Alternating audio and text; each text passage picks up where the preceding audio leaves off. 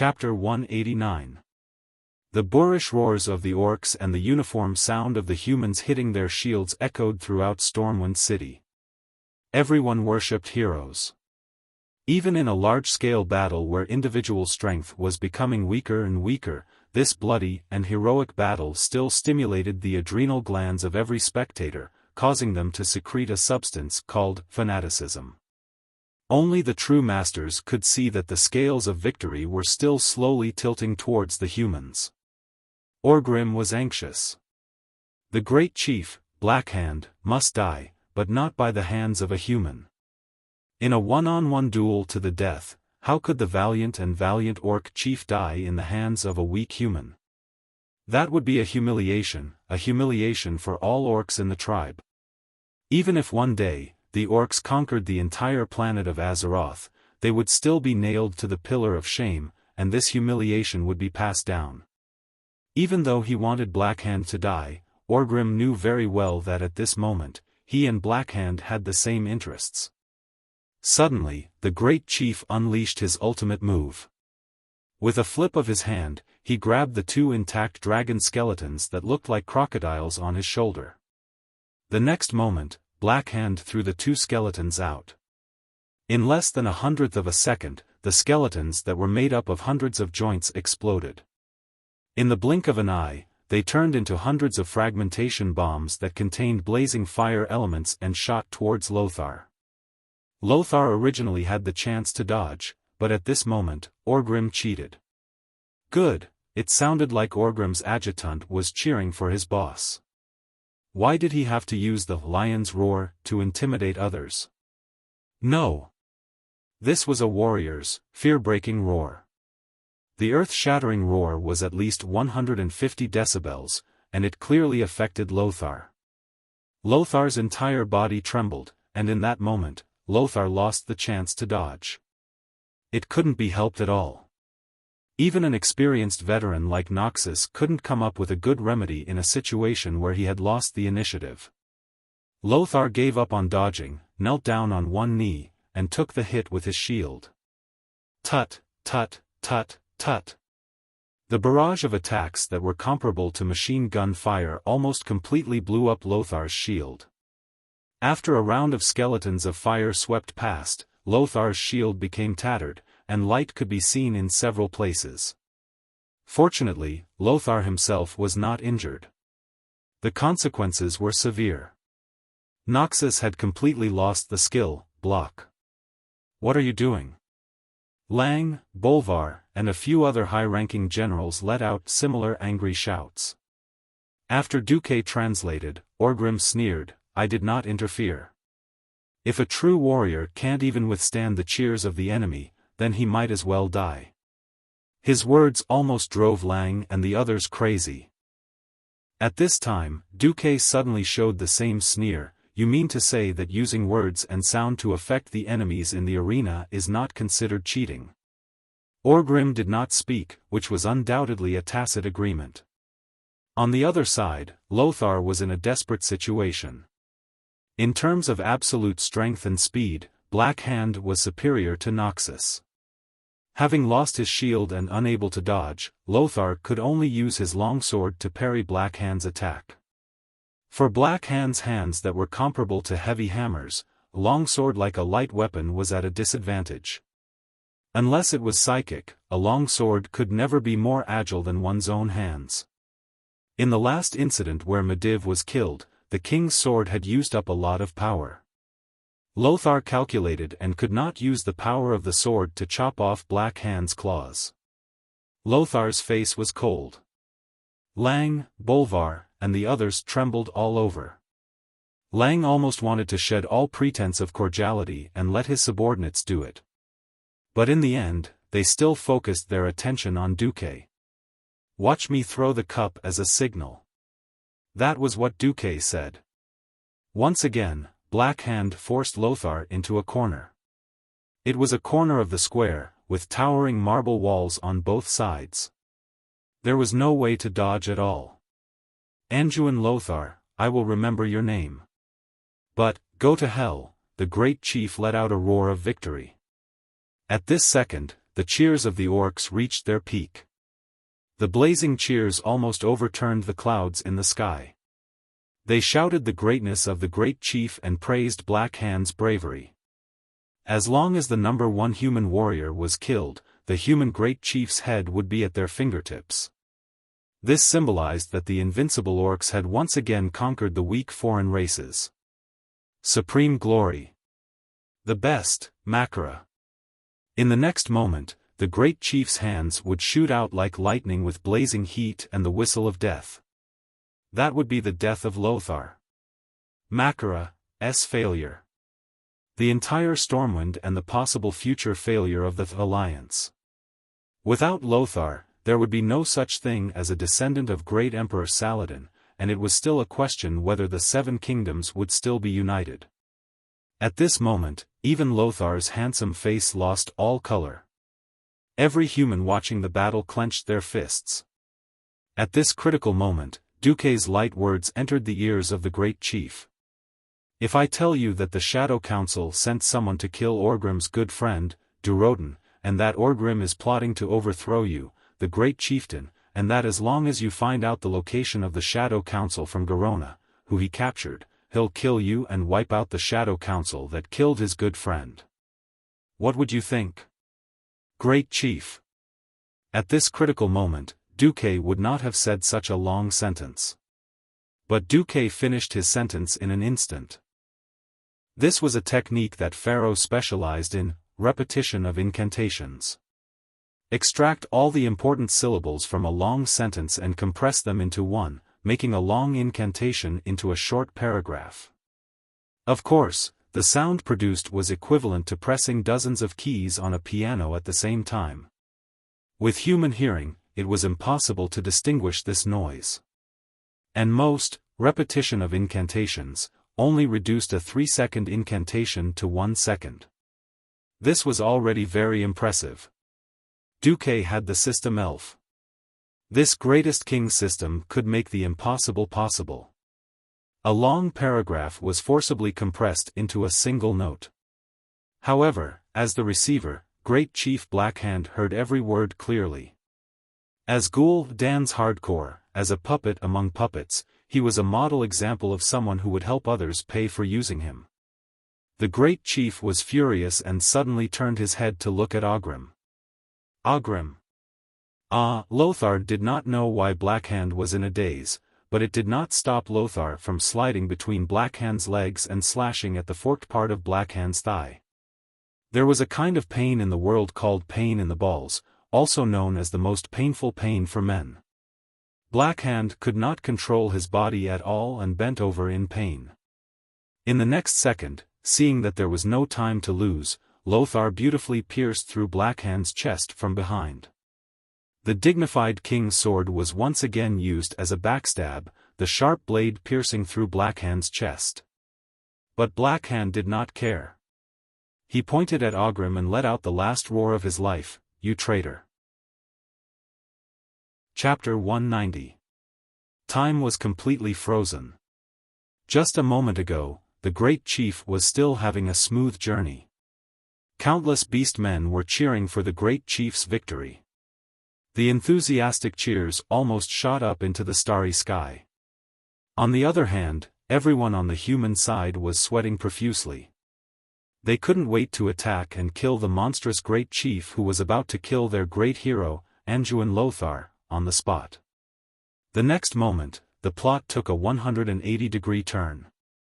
Lothar, who was supposed to be killed, miraculously turned the tables. First, he taught Blackhand a lesson with a sword that hurt to see, then followed up with a beautiful backstab. Everyone could see that the great chief was about to die. In this duel, Lothar had the last laugh. A few seconds later, the beast men who seemed to have been choked by the neck suddenly became even more restless. No, this was no longer a restless, this was a complete riot. At first, none of the beast men could accept the great chief's death. Why did the great and invincible great chieftain die at the hands of a weak human? Even if this human looked very agile, courageous, and heroic.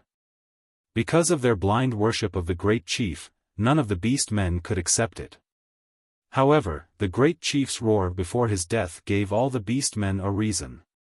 The two sentences added up to, "Orgrim, you traitor." Traitor? Why would Orgrim, who was so loyal to the great chief, become a traitor? Did Orgrim do something to the great chief? The beastmen's simple thinking circuits could not wrap their heads around it. But that was not important. Duque played the role of a facilitator. In the houses on both sides of the beastmen's gathering, someone suddenly shouted in beastman language, "We are the Shadow Destroyers." At least a third of the beastmen present were stunned for a full second. When they came back to their senses, they immediately swung their axes and machetes at the Blackrock warriors beside them, especially Blackhand's personal guards. At the same time, a huge flaming cup appeared in Duque's hand. Duque threw the huge cup at the place where Blackhand's personal guards were the most concentrated. Immediately, a series of tragic cries rang out. King Lang and Bolivar were the most embarrassed. In any case, their expressions could be translated as, "Damn it, is this really a sign to throw a cup?" Nothing else mattered. What mattered was that Duque had sent a signal. In the surrounding rooms, nearly 100 people shouted in the Orc language, "Avenge Durotan." Along with this shout, dozens of Frostwolf clan flags were raised in the houses next to them. At this moment, all the beastmen warriors of the Blackstone tribe who were still in a daze just a moment ago understood. Why did the great chief lose? This must be Orgrim's doing. Everyone knew that Orgrim and the Frostwolf tribe's chieftain Durotan were sworn brothers who had gone through fire and water together. However, after passing through the door of darkness and arriving in this world, Durotan was exiled by his entire tribe because he opposed Gul'dan. From the looks of it, Durotan should be dead. This would explain why Orgrim would betray the great chief. It was because Orgrim wanted to take revenge for his best friend. Therefore, the warriors of the Blackrock clan were enraged. "Orgrim, you traitor! Have you forgotten the great chief's kindness? Orgrim! Have you forgotten that the great chief sacrificed his own hands to help you fish up Doomhammer? Orgrim, you are not worthy of being a great beastman. Orgrim, you actually colluded with the humans to murder the great chief." The angry roar reached the sky, and it could be heard clearly from a few blocks away. This time, not only the Blackrock clan, but even the other clans who were looting and burning heard it. Orgrim was completely dumbfounded. His mind was filled with question marks. The matter of rebellion was an absolute secret. How did the humans know about the slogan of treason? How did the humans know that I betrayed because of Durotan's death? What method did the humans use to make the great chief think that he was the traitor in a duel? Orgrim's thoughts were in a mess. Yes. He was indeed prepared to rebel, but it was a beastman uprising. As long as he killed the Black Hand in the sacred Makara, no matter how dissatisfied the other clans were, Orgrim would still be a legal rebel. As long as he became the great chief, he could reasonably accuse Gul'dan of using demonic methods to poison the beastmen and wipe out the Shadow Council.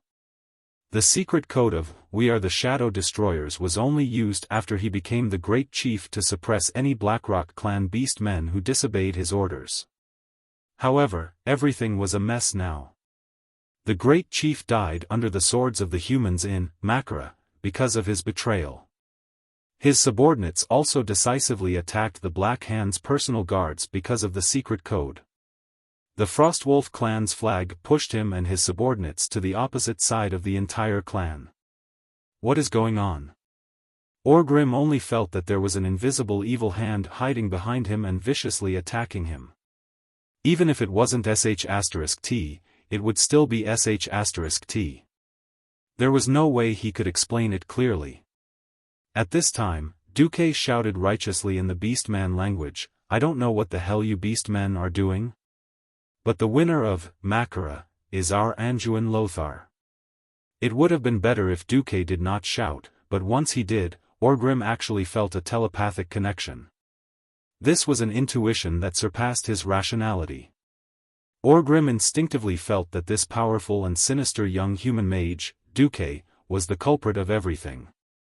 Duque stopped him from attacking Storm Fortress. Duque burned down half of the elven forest, forcing the horde to split up their forces. It was this Duke again, the mastermind behind this strange macra, from the beginning to the end. Of course you have to remember me, because I will become your nightmare. Duque's words echoed in Orgrim's ears.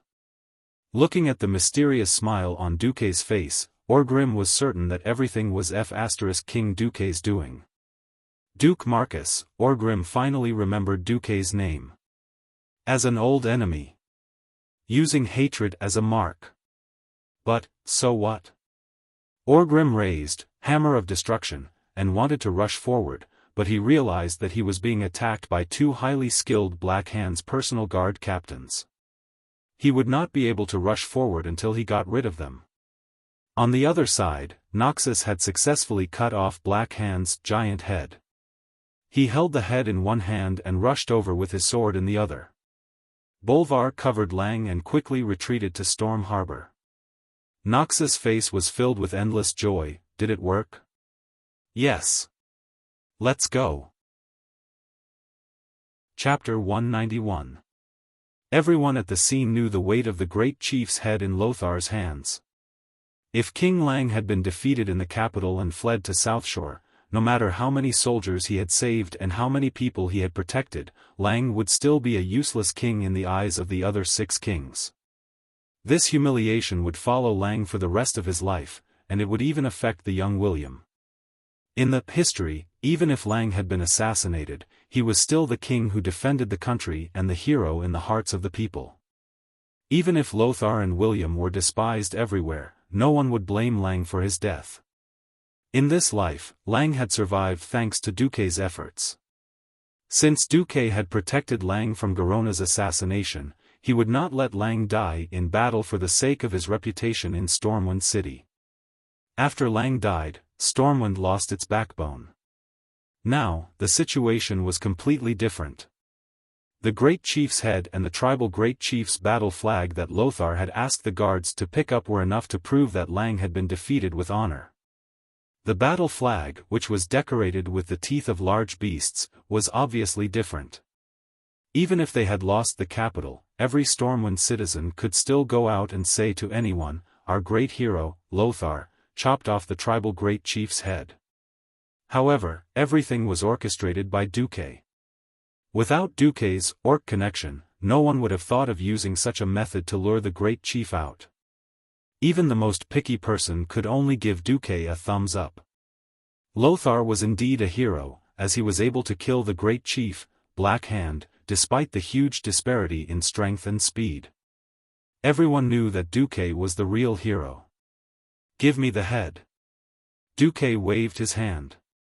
Lothar tossed Black Hand's head to Duque as he ran. Chilling cold. Duque waved his hand, and an extremely cold aura instantly enveloped the head of the great tribal chief, who was spinning in midair. In the next moment, Magician's hand caught Black Hand's head, which was frozen in a transparent block of ice. The heavy work of moving the enemy leader's head was naturally done by the guards. "Take the head and the flag and leave first. I'll bring the first squad to cover our retreat." Lothar did not let down his guard. He put on a shield and led the troops to retreat cautiously. In fact, Noxus was worrying too much. The orcs were already fighting amongst themselves, and didn't have the time to pay attention to the retreating humans. At the dock, General Tom Seamus was burning with anxiety. When he saw Lang's war flag and the royal guards at the city gate of Storm Harbor, he hurriedly led his troops to meet them. "Your Majesty, your safety is more important than anything else." General Seamus was so emotional that he was about to cry. "You've worked hard, my dear subject. Now, only the last 2 steps are left." Lang stared at the squad of guards who were carrying the great tribal chief's head and the tribe's war flag, with obvious excitement in his eyes. Killing the commander and capturing the flag. If it weren't for Duque, he probably would have died here, wouldn't he? Infinite gratitude for Duque surged in Lang's chest. Thinking of the nobles who fled with their family properties at the time of disaster, Duque's name had already become sacred in Lang's heart. On the other side, when the troops led by Lothar were almost out of the church square, Duque finally launched a backup plan. Ambrose Liza Magarov's. It was a long incantation. As Duque's incantation sounded, Lothar clearly sensed that something was changing in the air. Countless mysterious magic runes appeared under Duque's feet like ripples, spreading in all directions. Seeing that Duque had stopped chanting, and the magic waves around him had also calmed down, Lothar still couldn't help but ask, "What did you do? If you wanted to burn down Storm City, would you need such an exaggerated magic array?" Duque smiled mysteriously, "You will know soon." At the same time, the Blackstone clan orcs who were fighting each other felt a wave of fear in their hearts. It was purely an animal's instinct, just like how even a mouse would run away in the face of a disaster. At this moment, every orc in all the streets of Storm City, no matter what they were doing, forcibly stopped what they were doing. The ground under their feet made them tremble in fear. In the largest church in Storm City, accompanied by the ringing of the bell, every evening prayer hall would echo with the uniform sound of the priest's evening prayers night after night. Following the attack on Storm City, the bell for evening prayers had not been rung for a long time. Every priest was using holy healing spells to heal the injured, using their kind voices to comfort every frightened soul. However, at this moment, the church bell that had not been rung in the night for a long time rang, 3 short. 3 long. Another 3 short. This was the signal that they had agreed on.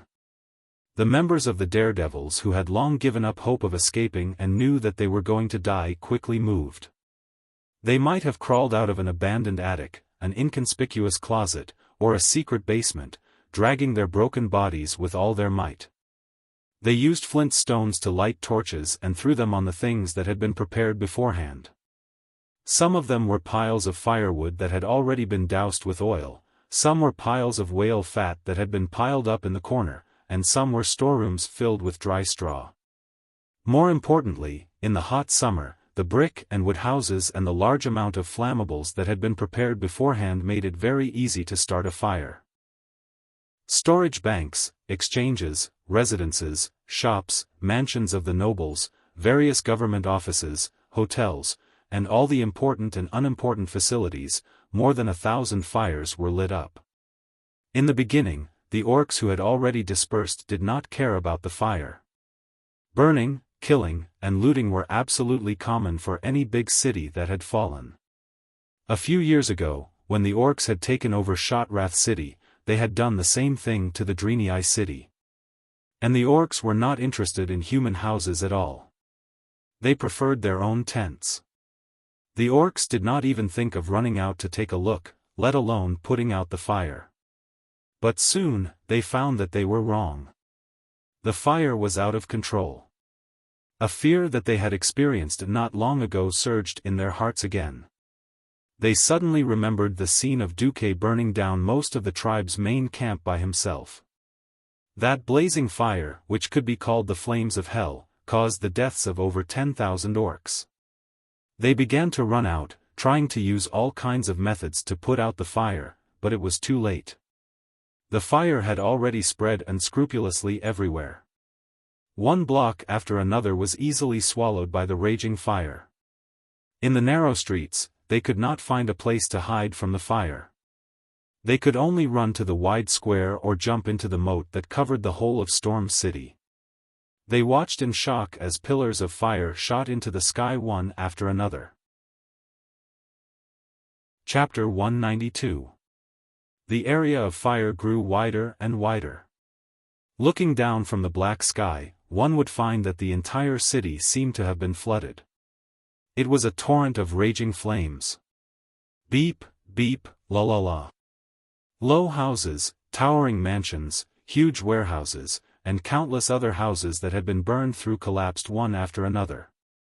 Along with the continuous rumbling, countless orcs who could not dodge in time were crushed to death by the brick and wood houses in the narrow streets. Ah! Fire! Run! The streets and main roads had already been sealed off by the raging flames. At almost every important intersection, there were two large houses that had collapsed. The enormous burning towers just happened to block every path of escape. The orcs who had already hidden in the safe zone were trembling in fear, cold sweat dripping down their backs. They could only watch as their compatriots were devoured by the flames. Even if they covered their ears, they could still hear the screams and cries of their brethren as they burned the city. There was also the wild laughter of the human suicide squad before they lost their lives. Ha ha ha! There was no regret, only the wild laughter of an enemy being killed. At that moment, the orcs realized that they had fallen into a common nightmare. That nightmare was named Duke Marcus. Once again, he burned countless orcs to death with his flames. Orgrim also jumped into the city's canal. Even though it was a hot summer day, the river water was still warm, but it did nothing to raise the temperature in his heart. This was an extremely painful trap for him, and he lost more than half of his men. If it weren't for the fire, perhaps even the remaining half of his body would have been killed by the crazy counterattack of the Black Hand Guards.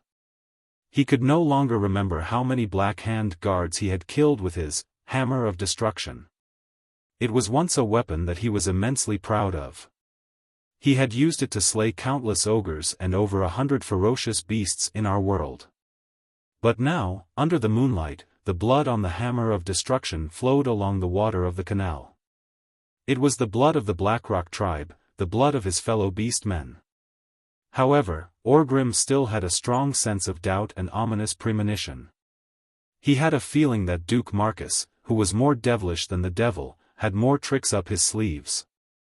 Unknowingly, the moon was shrouded in dark clouds again. In the shining river, they saw a series of golden runes extending to the riverside like flames. That's impossible. Orgrim couldn't help but scream, "Get to the shore. Quick! Otherwise, it will be too late." Orgrim frantically called out to his men, his brethren. His subordinates obeyed. Even if they were a little unwilling, they still climbed up to the shore. Not far from the bluestone path along the riverbank was the city wall that had been roasted by the blazing flame street district until even the bricks had turned red. These 3-meter-high low walls, together with canals that could act as moats when necessary, divided Stormwind City into 6 large districts. Even though they were sitting on the bluestone by the riverbank, they could still feel the extreme heat. If it wasn't for Orgrim's roar, they would have sunk back into the cool water. In fact, many beast-men who were not directly under Orgrim had done so. They returned to the river, and crossed the boundary between hell and the human world that the Grim Reaper had drawn with his scythe. It was as if there was a blazing sun rising from the depths of Stormwind City, arching the earth as if it would break through at any time. Countless golden runes glowed from the black soil beneath the canals. The beast-men in the river could clearly see their toes from the surface of the water. *rumble*, the entire Stormwind City shook. From King's Valley in the south to Stormwind Fort in the north, from the Mage District in the west to the Old City in the east, every street was shaking. The statue of Medivh that stood in the middle of King's Valley began to shake violently. Then, the statue that symbolized the guardian of the old era began to crumble. Every brick on the ground, along with the sand under them, rose and fell like waves, becoming more and more turbulent. Even the beast-men who were hiding from the flames on the ground were thrown into the air, dropped down, and then thrown up again. The wooden beams and pillars that were already starting to burn in the flames creaked and exploded one after another, speeding up the collapse of every house that had yet to collapse. Then, the golden light shot out of the ground and into the bottom of the river. The streets and roads that were originally without flames became roads of flames. Every drop of water in the canals that were supposed to be shelters evaporated due to the high temperature. The beast-men who were still in the river were scalded to death in a few blinks of an eye. And the water turned into steam. The hot steam was even more lethal than the flames. The orcs couldn't suppress their breathing, so they inhaled a large amount of hot steam. The steam destroyed the alveoli in their lungs, making them feel like they weren't breathing air, but fire. Even the beast men who climbed up to the riverbank could not escape the fate of death. They only lingered on for a little longer than their brethren in the river, and then followed in the footsteps of their brethren. All the beast men in Stormwind City screamed in agony, and then everything returned to silence. In the city, there was only the crackling of the raging flames, and the crackling of pillars, bricks, and glass falling to the ground. Other than that, the entire city fell into a deathly silence. How many beast men could survive? Not 1 in 100. The beast men who ran out of the streets or jumped into the river were almost completely wiped out. Only a small number of beast men who were trapped in the fire managed to escape the scythe of the death god. Orgrim did not die. With his high fire resistance, he managed to withstand the flames, but a lot of his hair was burned off. Climbing out of the fire that was no longer as hot, Orgrim saw the charred corpses that filled the streets and riverbed. Ah, Duke Marcus, he had never hated a person as much as he did now. Even when he received news of his best friend Duroden's death, Orgrim still controlled his emotions. But this time. Only this time. Orgrim completely hated a human. He was the new guardian of Stormwind, Duque. Ah, I will kill you. I swear, even if I have to chase you to the ends of hell, I will kill you. I will peel off every piece of your flesh. I will eat you alive. I will break every single bone in your body and crush them. I will, woo. On the scorched ground, Orgrim knelt down dejectedly. It's over. The elites of the Blackrock clan were all burned to ashes. Even if there were still many Blackrock tribe members in the camp, they would no longer be the strongest tribe in the horde. Chapter 193. In Stormwind Port, separated by a city wall, tens of thousands of Stormwind Kingdom's elite soldiers witnessed the last scene of their beloved city. Flames rose from the ground and soared into the sky. The flames could be clearly seen from dozens of kilometers away. The fire lit up the entire night sky. Perhaps, from today onwards, Stormwind City would be known as Flame City. This is... Lang couldn't help but ask as he watched Duque return under the escort of Lothar and his elite soldiers. This was definitely not something that could be achieved by ordinary arson. If he had to use a word to describe it, it would be purgatory. Duque wiped the sweat off his forehead with the towel that Windsor handed him. This is the magical defense system that Medivh left behind. His original plan was to set up a magical formation similar to the firewall spell in every canal. This was to prevent enemies from invading and destroying all the streets at once. But I changed it a little. Changed? Of course, Lang knew about the division of the different districts. Why were there canals and walls separating the districts of Stormwind City? It was so that they could resist. In fact, there were secret tunnels between the districts so that even if parts of the districts were conquered, they could still use the secret tunnels to take back territory. Yes, I ordered the Suicide Squad to set the entire city on fire and block the streets to drive all the orcs into the rivers. Then, Duque didn't finish his sentence. Everyone present was smart. They immediately realized that this was a chain reaction. By driving the orcs away, they would gather them together and then exploit the enemy's psychological blind spots to turn the safest place into a real death zone. No one would have thought that the canals that could avoid being burned to death were the real killer moves. Suddenly, everyone felt lucky that Duque was one of them. Killing the great chief of the Horde and burning 100,000 of the Horde's soldiers with a fire. This glorious achievement easily made the soldiers cheer. The cheers didn't last long. It was simple. Everyone's heart was still heavy. Tens of thousands of soldiers gathered at the Stormwind Port. The huge square of the port became extremely crowded because there were as many as 50,000 people. In order to avoid being outflanked by the Horde, the goblins had detonated the explosives on the cliff closest to Storm Harbor.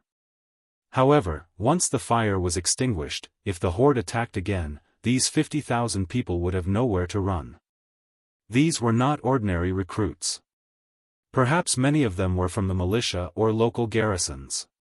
The real regular army only made up about 60% of them. But they had one thing in common: these 50,000 people were all veterans who had experienced more than one war with the orcs. It was not an exaggeration to say that these 50,000 people were the essence of Stormwind.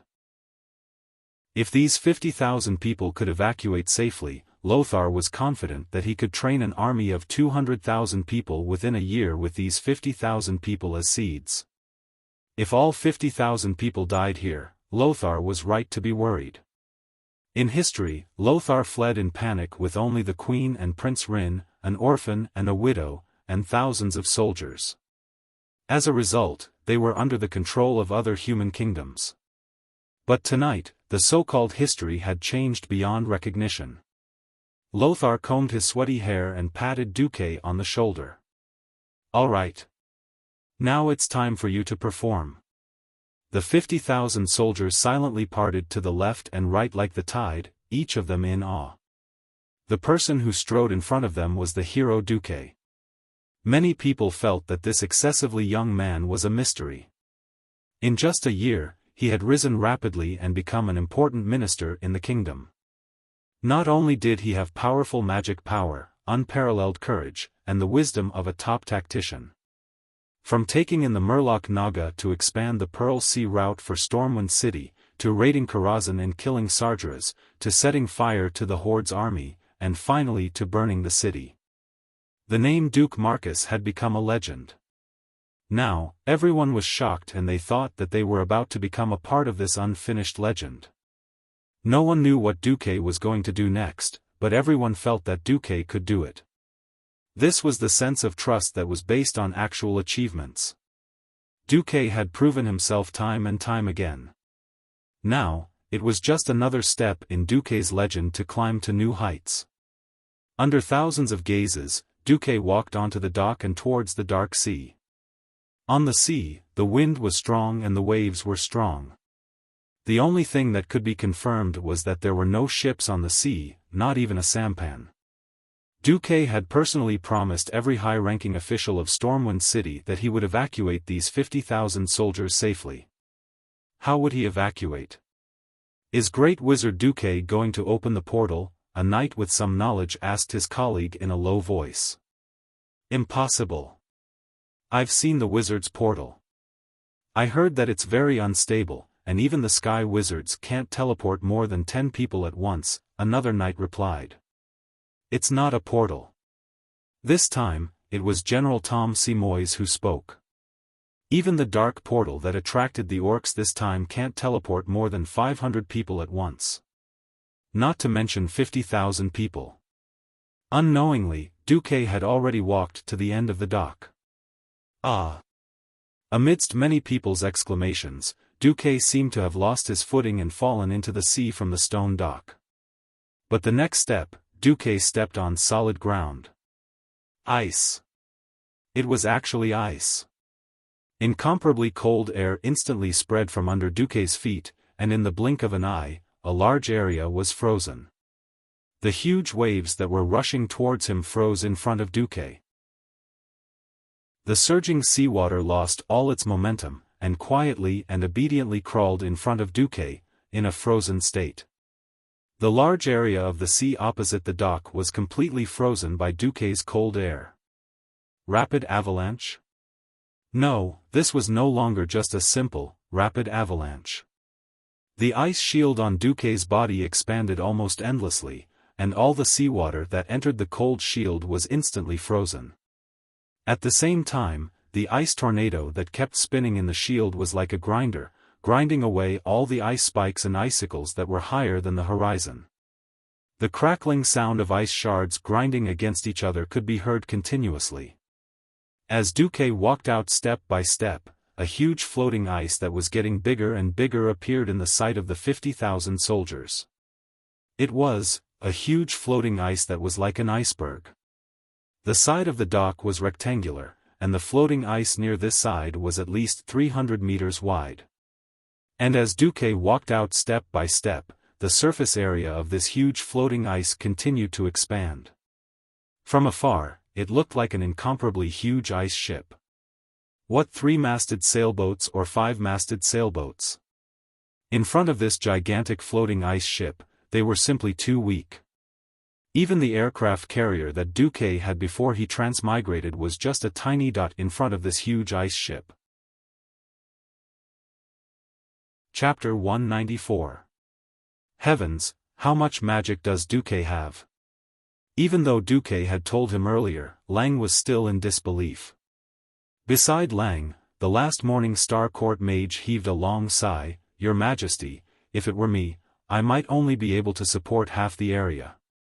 Lang, Andoin and Bolvar were visibly moved. Did this mean that Duque's magic far surpassed the standard of an average morning star mage? On the shore, everyone sucked in a breath of cold air. Looking at this huge piece of floating ice, everyone knew that this was the ark that would take them away. However, what if they stood on it for too long? Would they freeze to death? It was summer, and while it was great to play with the ice, the cold air it emitted made people cower. Everyone, move aside. Windsor was already instructing Duque's private soldiers to work. A large number of people swarmed forward, spreading the large amount of hay that had been piled on the pier onto the ice. Not only did the hay block the cold air, it also prevented people from slipping on it. Apart from the hay, there was even a fence to prevent people from slipping out. The elite soldiers of the Storm Kingdom were completely dumbfounded by what they saw. Was this even possible? Ugh, it was indeed impressive and magical. Duque walked more than 500 meters, and after extending the ice to 600 meters, he stopped. Looking at the pile of incomparably dim magical gems in his hands that had lost their magical glow, Duque could not help but laugh bitterly.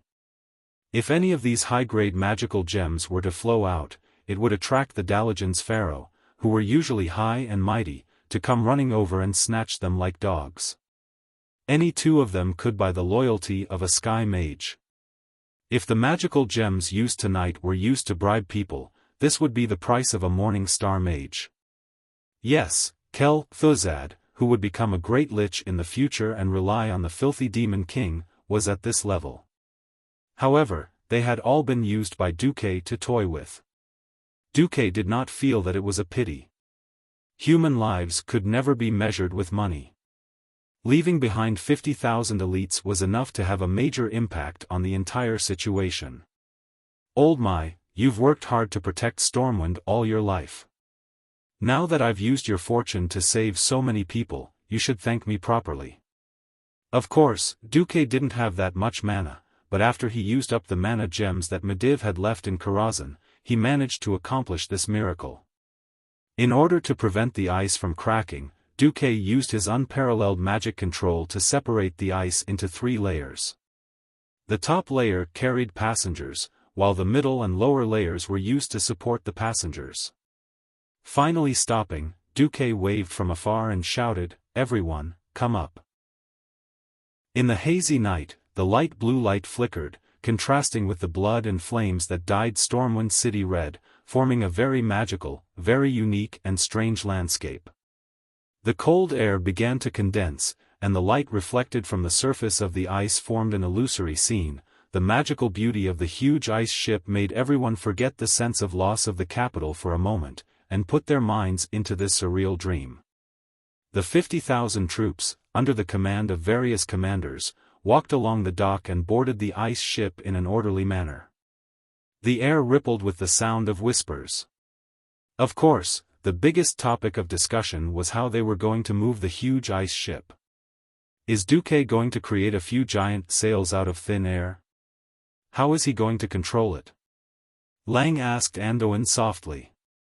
How would I know? Lothar rolled his eyes. Back then, Duque had suggested using the ice ship to transport the soldiers away during the secret discussion, which sounded very noble. But in reality, when it came down to it, no one had ever studied how to move such a huge ice ship. The senior executives only knew that without the last 50,000 elite troops, they wouldn't even be able to stall for time. If Duque could save all of them, it would be a waste of time. Even if the orc army was burned to ashes, Clayan and the others thought that they would just have to make a few more trips to transport as many as they could. They agreed to Duque's plan purely because there was no better way. Out of trust in Duque, no one asked carefully about the details. Then, they ushered in the moment of a miracle. Duque took out a peculiar conch that was engraved with runes and blew into it. More than 10 seconds later, thousands of bubbles appeared on the surface of the sea. A group of something was emerging from the bottom of the sea.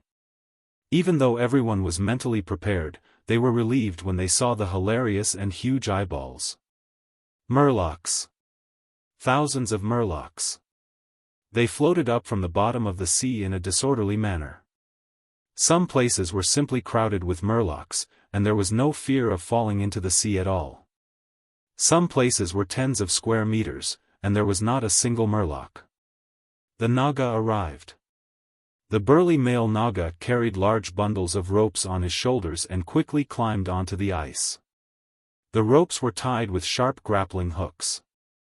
The male Naga chiseled these grappling hooks down and fixed them on the ice. At this time, the Naga priestess, Vara, came. She still crossed her 4 crystal arms and bowed, but this time her head was lower. Great Master, Vara Furlin Elvis is at your command. Duque waved his hand, let's go.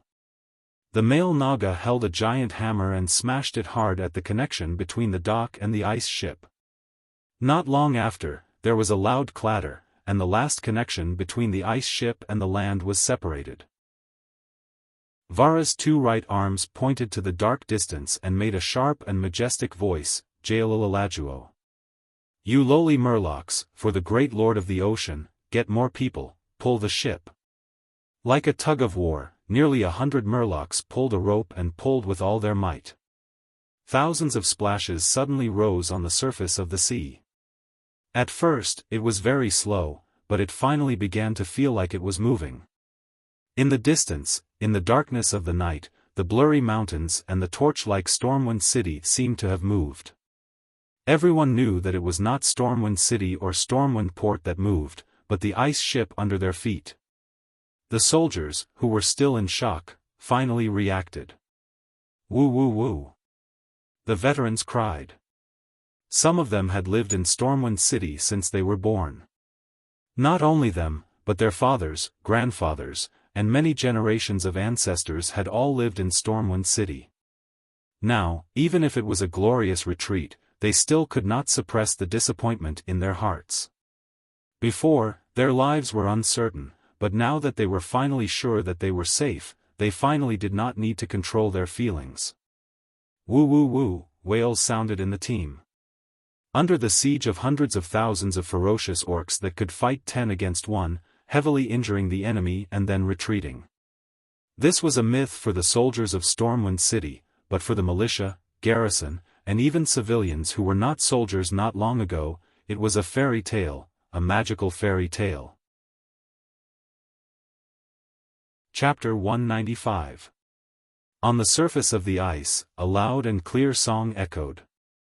With the glory of Thoradin the Great, we rushed to the south, and planted the blue lion flag on the King's Valley, that is the symbol of humanity's great legacy. We put our fate in your hands, the golden lion flag. Ah, the golden lion, you are the symbol of dignity and nobility, you are the knight that symbolizes honor. Ah, Stormwind City, you are the fortress of pioneers, the bridgehead of humanity's civilization, no matter what enemy it is, you can defeat it. This song was originally an unknown tune from 1,000 years ago, but unknowingly, it became one of the military songs of Stormwind, and would be played during every break of military training. But now that it was sung by the warriors who had lost their country, there was an additional sense of sorrow and sorrow. To every warrior of Stormwind, only when they had truly taken back Stormwind City and reclaimed the Elven Forest would they be worthy of this military song. After more than half a year of suffering, the journey was full of bitterness. The warriors of Stormwind used their blood and tears to water every inch of land from the Red Ridge Mountains to the Elven Forest, and then to Stormwind City. Some lost their houses and fields, some lost their best friends of many years, some lost their wives and children, and what was worse was that they had lost their own capital. From now on, they were just stray dogs in the eyes of others. But no matter how strong the orcs were, they were not depressed. Because they had a great King Lang who had accompanied them until the very end. They had a great commander, Anduin, who was always encouraging them and leading them. They also had a great hero who had mysterious abilities and created one miracle after another, Duque. Tonight, all the suffering had temporarily come to an end. From the next dawn, they firmly believed that under the leadership of these heroes, they would finally win the war against the orcs. Sir Marcus. Thank you. You are our benefactor, our hope, thank you, I can finally live to see my wife and children. As Stormwind City disappeared into the horizon, the soldiers began to shout excitedly after surviving a disaster. The further away they were from Stormwind City, the more intense the flames were. If the sound at the beginning was just a trickle of spring water in the dense forest, then by the end, it had become a surging ocean. The sound waves were like huge waves set off by a hurricane, assaulting one's face. Duque, Lang, Bolvar, and the other higher-ups of the storm stood side by side at the front of the ice ship. It was at this moment that they truly understood what it meant to be a tsunami. When 50,000 people crowded together and raised their swords to cheer and salute, the shocking scene was definitely unforgettable. It was not a military parade, nor was it an act on the scene, but a sincere expression of gratitude. King Lang smiled. Duque, make a platform for the soldiers to see you. Duque was a little embarrassed. He was in the limelight, wasn't he? Your Majesty, this, Lang smiled as he patted the huge block of ice that had frozen Black Hand's head. He then looked at the huge tribal flag and said, these two things are enough for me. Besides, I've never cared about the reputation of a true hero being above mine. You see, I've never been the most famous person in the military. Lang was incomparably magnanimous. Anduin also egged Duque on. Young man, Lang is preparing to make you do hard labor. If you don't go collect some interest first, I'm afraid you'll be miserable for a long time. Bolvar also smiled and nodded at Duque. Duque no longer hesitated. A huge ice prism beneath his feet lifted Duque straight up. Seeing Duque's robed figure, a huge wave of cheers rose into the sky. All of a sudden, the dark clouds dispersed, and the tranquil moonlight shone on the surface of the ice. It was as if the moon had heard the cheers and sneakily poked its head out to take a look. Long live Duke Marcus! Long live the great guardian of the storm! It was no exaggeration to say that Duque's blood was boiling at this moment. He suddenly felt that all the hard work and preparation he had put in for so long was all worth it. At this moment, the system notification sounded. Congratulations, host. Your reputation in Stormwind has been permanently fixed at worship. Even if you lose all your integrity in the future, the people of Stormwind will still believe you unconditionally. In that case, your integrity will be seen as a hypocritical state. Hypocritical state? What the hell was that? Duque did not have time to think too much. He came down after receiving 3 waves of cheers from the soldiers. Anduin then asked, what do we do next? Your merfolk are going to drag us to South Shore just like that? Duque could not help but laugh. How is that possible? It's not easy to maintain this big ice ship, and the waves in the deep sea will be a problem. It's summer now, and the high temperature will easily melt the ice. Bolvar's expression turned a little ugly. Damn it, we have almost no food and water. If the ice melts, won't it? Bolvar had already imagined the tragic scene of a group of people wearing armor and sinking straight into the sea. Duque took out a simple sea map and pointed to an island opposite Stormwind City. Our destination is here. The ice ship arrived at its destination early the next morning. It was a small island that was only 5 square kilometers in size. The biggest feature of the island was that it had a fresh water spring. The sea merchants who traveled between Stormwind City and Kul Tiras all knew of this nameless island. When there was a shortage of drinking water, most would choose to stop here to replenish their water. And now, there was enough bread to feed 50,000 people for half a month. The soldiers once again burst into fiery cheers when they stepped on land. Duque shrugged. All right, the next step is to wait for the fleet to send us to South Shore. Under the shade of a few trees, the higher-ups of Stormwind began to discuss the future policies of the kingdom. I plan to make a trip to Rotterdam. I want to unite all the human kingdoms, as well as the dwarves and high elves, to form a huge alliance to fight against the orcs' invasion. Clayan revealed the plan that he had been thinking about for a long time. Rotterdam was located in the northeast of the Eastern Kingdom. It was the home that the Rotterdam Kingdom was most proud of. In fact, at this point in time, the Rotterdam Kingdom was the most powerful among the 7 human kingdoms. The rich Rotterdam Kingdom had the widest fields and the largest population among the 7 kingdoms. There was a saying that went, "I'd rather be a baron in Rotterdam than an earl in Torrential Fortress." This mentality was a good reflection of the richness of the land. Should I stay in South Shore to train the troops? Anduin asked. No, you should follow His Majesty to Rotterdam. Duque rejected Lothar's suggestion. Chapter 196. Why? Lothar was puzzled. In his opinion, as the highest military commander of the kingdom, he should be with his soldiers. The 7 kingdoms need a reason to work together. Duque's answer enlightened everyone. Yes, the Arathar Empire. Being of the same race, of the same origin, and of the same clan, especially in front of a great enemy, was the best reason to unite. Moreover, there was no deep hatred between the 7 kingdoms. Abandoning the son of Thoradin the Great was indeed unkind, but they did not fight against each other. Hence, Lothar's identity as Thoradin's son was very important. Your Majesty, I. It was difficult for Anduin to deal with such a sensitive issue. Don't worry. After all, it was your ancestor who gave up the throne to my ancestor. In the eyes of outsiders, there was indeed a suspicion of usurpation.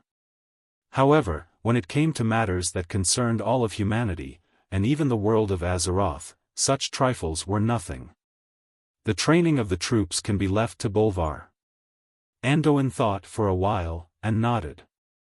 At the end of the day, Lang, Anduin, and Bolvar were all very upright people. Without the restriction of those annoying nobles, they could exert their full strength. Bolvar, I'll leave the training of the troops, my queen, and Varian to you. Lang did not have many capable subordinates. Some of the nobles who were originally in high positions had either become demons or been slaughtered by the demons in the middle of the sea. This was almost equivalent to the position of an assistant minister, and was definitely the highest of the highest. As you wish, Your Majesty. Bolvar bowed deeply. Lang turned to look at Duque. He took a deep breath, and with a wave of his hand, a servant handed him a small spoon of melted wax. Another servant handed him a document, opened it, and poured the wax on it. Then, Lang took out the royal seal from his arms and stamped it heavily on the wax. This is, Duque glanced at it, and saw his own name. King Lang turned his head and smiled at Duque. Duke Marcus, please kneel. Yes. Fine, the boss had given me an empty promise, so I'll just kneel then. Duke Marcus, in order to thank you for your great achievements, as well as to commend your loyalty, bravery, and wisdom, I now confer you the title of Duke of Stormwind. You are allowed to have twice the private army of a normal duke. Your fief consists of the following: Eastvale Lumberyard in the north, Karazhan in the south, Mistmantle Manor in the west, and Triangle Junction in the east. I know that there are many places that have fallen to the orcs, but I believe that one day, we, the Stormwind, will reclaim this beautiful and fertile land. He thought it was over, but who knew it wasn't. You will be the commander-in-chief of the Stormwind Navy. You will be in charge of all naval ships, and you will be allowed to recruit no more than 1/5 of the Navy's total forces. Duque was visibly moved. The private armies of the nobles in Stormwind were strictly limited by class. Dukes were not allowed to have more than 5,000 men. Twice that was 10,000. This was a legal military force that could be put on the table. As for the fief, no one knew better than Duque how powerful Stormwind was later in the history. Because the other human kingdoms had either fallen or declined, Stormwind City had become the greatest benchmark for the human race. Stormwind absorbed a large number of refugees from the north, and the speed at which its soldiers grew was even more exaggerated than the undead scourge. Indeed, the Headwind Trail had been blown to smithereens by Mediva's big explosion, but Eastvale Lumberyard and other rich lands in Elven Forest were definitely first-class fiefs. And as the commander-in-chief of the Navy, there was no doubt that the whole of Stormwind and the benefits derived from the sea were all given to Duque. Everyone knew that now that Stormwind had almost completely fallen, and it was only a matter of time before the western wilderness was completely destroyed. If Stormwind wanted to continue, it had to rely on Duque. However, it was rare for someone like Cleon to have such boldness. Without hesitation, Duque bowed his head. "Thank you, Your Majesty, for your gift." Lang smiled, and finally sighed. "What gift? If it wasn't for you, even if Stormwind was not completely destroyed, I'm afraid only tens of thousands of people would have escaped. Maybe even I would have died in Stormwind. I'm the one who feels guilty for making these empty promises." "Your Majesty, you've done very well," Anduin and the other officials comforted Lang. "Sigh, the resettlement of nearly 600,000 soldiers is a headache just thinking about it. But we don't have anything. If that doesn't work, try to ask other countries to take in our people." "Right. No money. No food. How could they survive?" Anduin and the others looked at each other, dumbfounded. In times of crisis, they only thought about saving people's lives and saving them first. Now that they had saved them, they were dumbfounded. They had to eat, drink, and go to the toilet. If it was only tens of thousands of people, they might be able to beg the other countries. But there were 600,000 people here. Just the thought of it was terrifying. Yet, when he escaped, he didn't bring anything with him other than his weapons. Not to mention that Duke Ferens, who was in charge of internal affairs, was dead. Even if he was not dead, he would probably be scared to death on the spot. "Duque, can I trouble you to go to Alterac, Rapids Castle, and the Dalajan to negotiate with the heads of the countries? Also, our national treasury is finished. I wonder if you can lend a sum of money to the kingdom in your own name." Lang's face was flushed when he said this. On one hand, he really did not have any talented people around him. Bolvar and the others were indeed righteous knights, but they were definitely not good at diplomacy. Moreover, if they were to go begging like beggars, it would be strange if the other side would have a good expression. On the other hand, a dignified king actually had to borrow money from a duke. What face did he have? And the richest person here was Duque. "Your Majesty, please do not worry about the national treasury." With that, Duque snapped his fingers, and two burly male Nagas carried a huge box out of the sea. The royal guards took the box and opened it. A burst of golden light almost blinded Lang and the other poor people's eyes. Gold bars. So many gold bars. These gold bars were engraved with the emblem of a lion. It was no doubt the gold bars used in Stormwind. "These are..." Lang stuttered. "Your Majesty, have you forgotten? A while ago, when those nobles were escaping, they encountered the Bloodsail pirates. In order to escape, their ship turned and left behind a large amount of their belongings. Then, my Murlocs picked them up." Lang suddenly remembered that because those nobles had colluded with the demons, they had been demoted.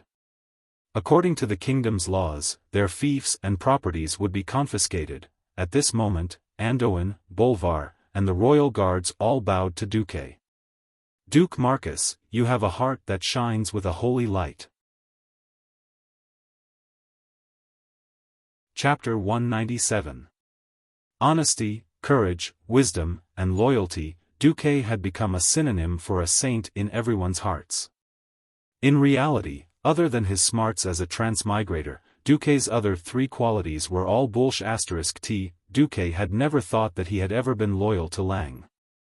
As a modern man, deep in his bones, he was a boss and a worker.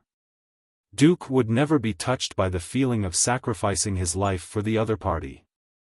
As a transmigrator who was familiar with history, Duque knew that money was not enough, but having too much money was useless. The most important thing was still power. His own power and the power of his subordinates. According to history, the First Orc War ended with the opening of the Dark Portal and the fall of Stormwind City. Then, the Orc army regrouped and headed north, looking for trouble with all the races and kingdoms on the continent. This was the start of the Second Orc War. Duque did not know if the Orcs would continue to go against all the races and factions on the continent like they did in history. Obviously, when Duque saw that the world of Azeroth's similarity had dropped from 80% to 79%, Duque realized that history would continue to be shockingly similar. Duke had saved 50,000 elite soldiers, as well as Leon, who hadn't died in history. Of course, Khadgar had died as well. He had killed over 100,000 Beastman elite soldiers and had even ruthlessly tricked Orgrim. Even with so much fate deviation, he had only managed to reduce the similarity by 1%. Just thinking about it made one drunk. However, when he thought about the mighty Burning Legion and the Creation Titans that would appear later on, he suddenly felt that it was quite amazing that he had done so much in exchange for 1% of the world's change. Alright, back to reality. At noon on the second day, the first batch of ships arrived. This batch of ships had more than enough space.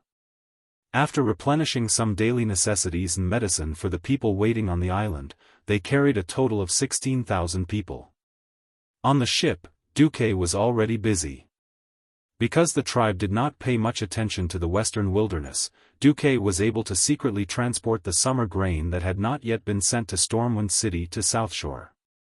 This batch of grain could greatly alleviate the food shortage in Southshore. In addition, there was the migration of the Murlocs and Nagas. In fact, the Orcs couldn't do anything to the Murlocs on the coast, but Duque needed the Murlocs more, Southshore. The entire continent of the Eastern Kingdom was actually divided into two continents, the North and the South, connected by a gigantic solder bridge. To the south of the southern continent was the territory of Stormwind, while to the north of the southern continent was the territory of the dwarves centered around Ironforge.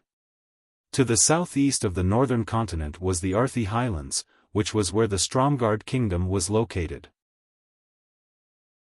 To the south was the Hillsbrad Hills, the territory of the weakest of the 7 human kingdoms, the Alterac Kingdom. The place where the refugees of Stormwind City were evacuated was Southshore, which was located south of the Hillsbrad Hills by the sea. To the west of the northern continent was the Magic Kingdom of Dalajan, and to the north was the most powerful Lordaeron Kingdom. Of course, the northernmost part of the northern continent was the High Elves' Kuel Salis Kingdom. Now, Duque was moving the Murlocs because Duque needed the Murlocs to help reclaim the Murlocs there, and to fish as much as possible to provide fish for the Stormwind refugees.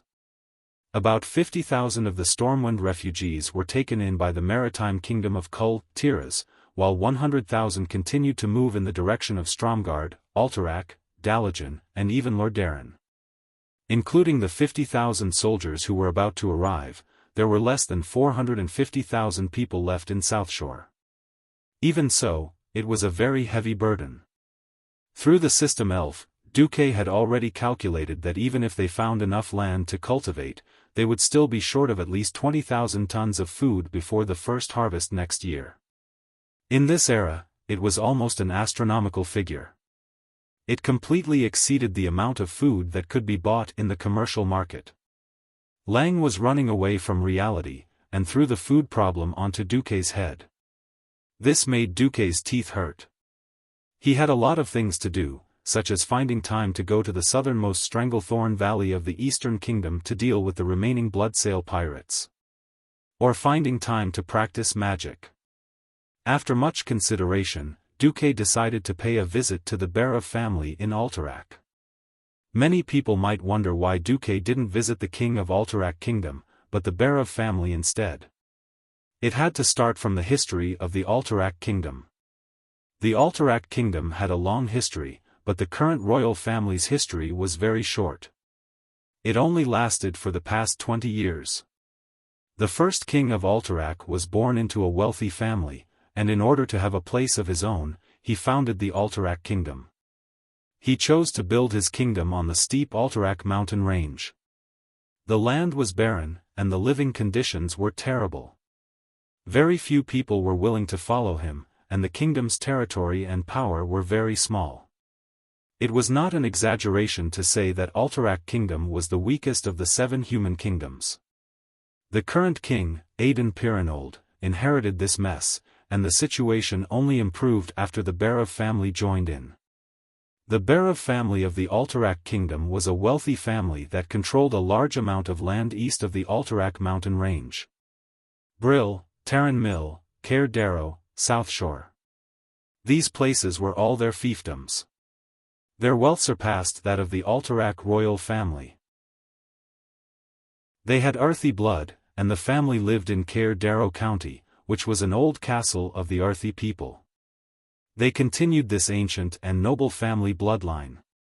In fact, the Berev family was the one that Duque had been dealing with. From the very beginning, Duque had never set his sights on the other factions to get the food. The transportation of food in this era was terrible. Even the slightest bit of distance would result in a 50% loss of food. The only thing that Duque felt lucky about was that most families had the habit of storing food because the harvest was not stable. As long as he could settle the rich Berev family, he would not have to worry about food until next year. A week later, Lang and Duque's group arrived at South Shore. Ryan was very surprised by the expanded South Shore. There was a stone pier built according to the standards of Stormwind City, and there were neat wooden houses as far as the eye could see from the entrance of South Shore. There were medical, food, fire protection, toilets, and all kinds of living facilities available. There was even a huge wooden wall being built. But after comforting the people, Lang hurried on the road to Lordaeron. Duque left Windsor to help him train his private army while he brought Makarov and the others to Cair Darrow County to meet Alex Berev, Aiden's best friend, and now Duke Berev. Chapter 198. Just as Duque arrived at South Shore and was about to visit the Berev family, something huge happened in the tribe. Judgment. Traitor. Orgrim. You disgrace to the beast men. Hey, wolf. Hey, wolf. Hey, wolf. The clamor filled the entire camp. Every tribal warrior's eyes were bloodshot because of anger. Their necks seemed to be stuffed with 2 dicks, thick and red. They opened their mouths full of fangs and roared at the top of their lungs. At the center of the hall was Orgrim, who was kneeling on both knees. He was once the assistant of the great chief, but now he was a traitor in the eyes of the beastmen. The horn that was used to summon the great chief was still sounding. It sounded as though it was mourning the death of the great chief, but it also seemed like it was trying to awaken the anger in the beastmen's hearts. Countless pebbles of all sizes were thrown at Orgrim, who was kneeling on the ground. These stones were the size of a human fist, and when they hit Orgrim's face, they were not fatal, but they were painful. However, the physical pain could not surpass the pain in his heart. It was the pain of losing 100,000 elites. It was the pain of the unknown fate of the beastmen.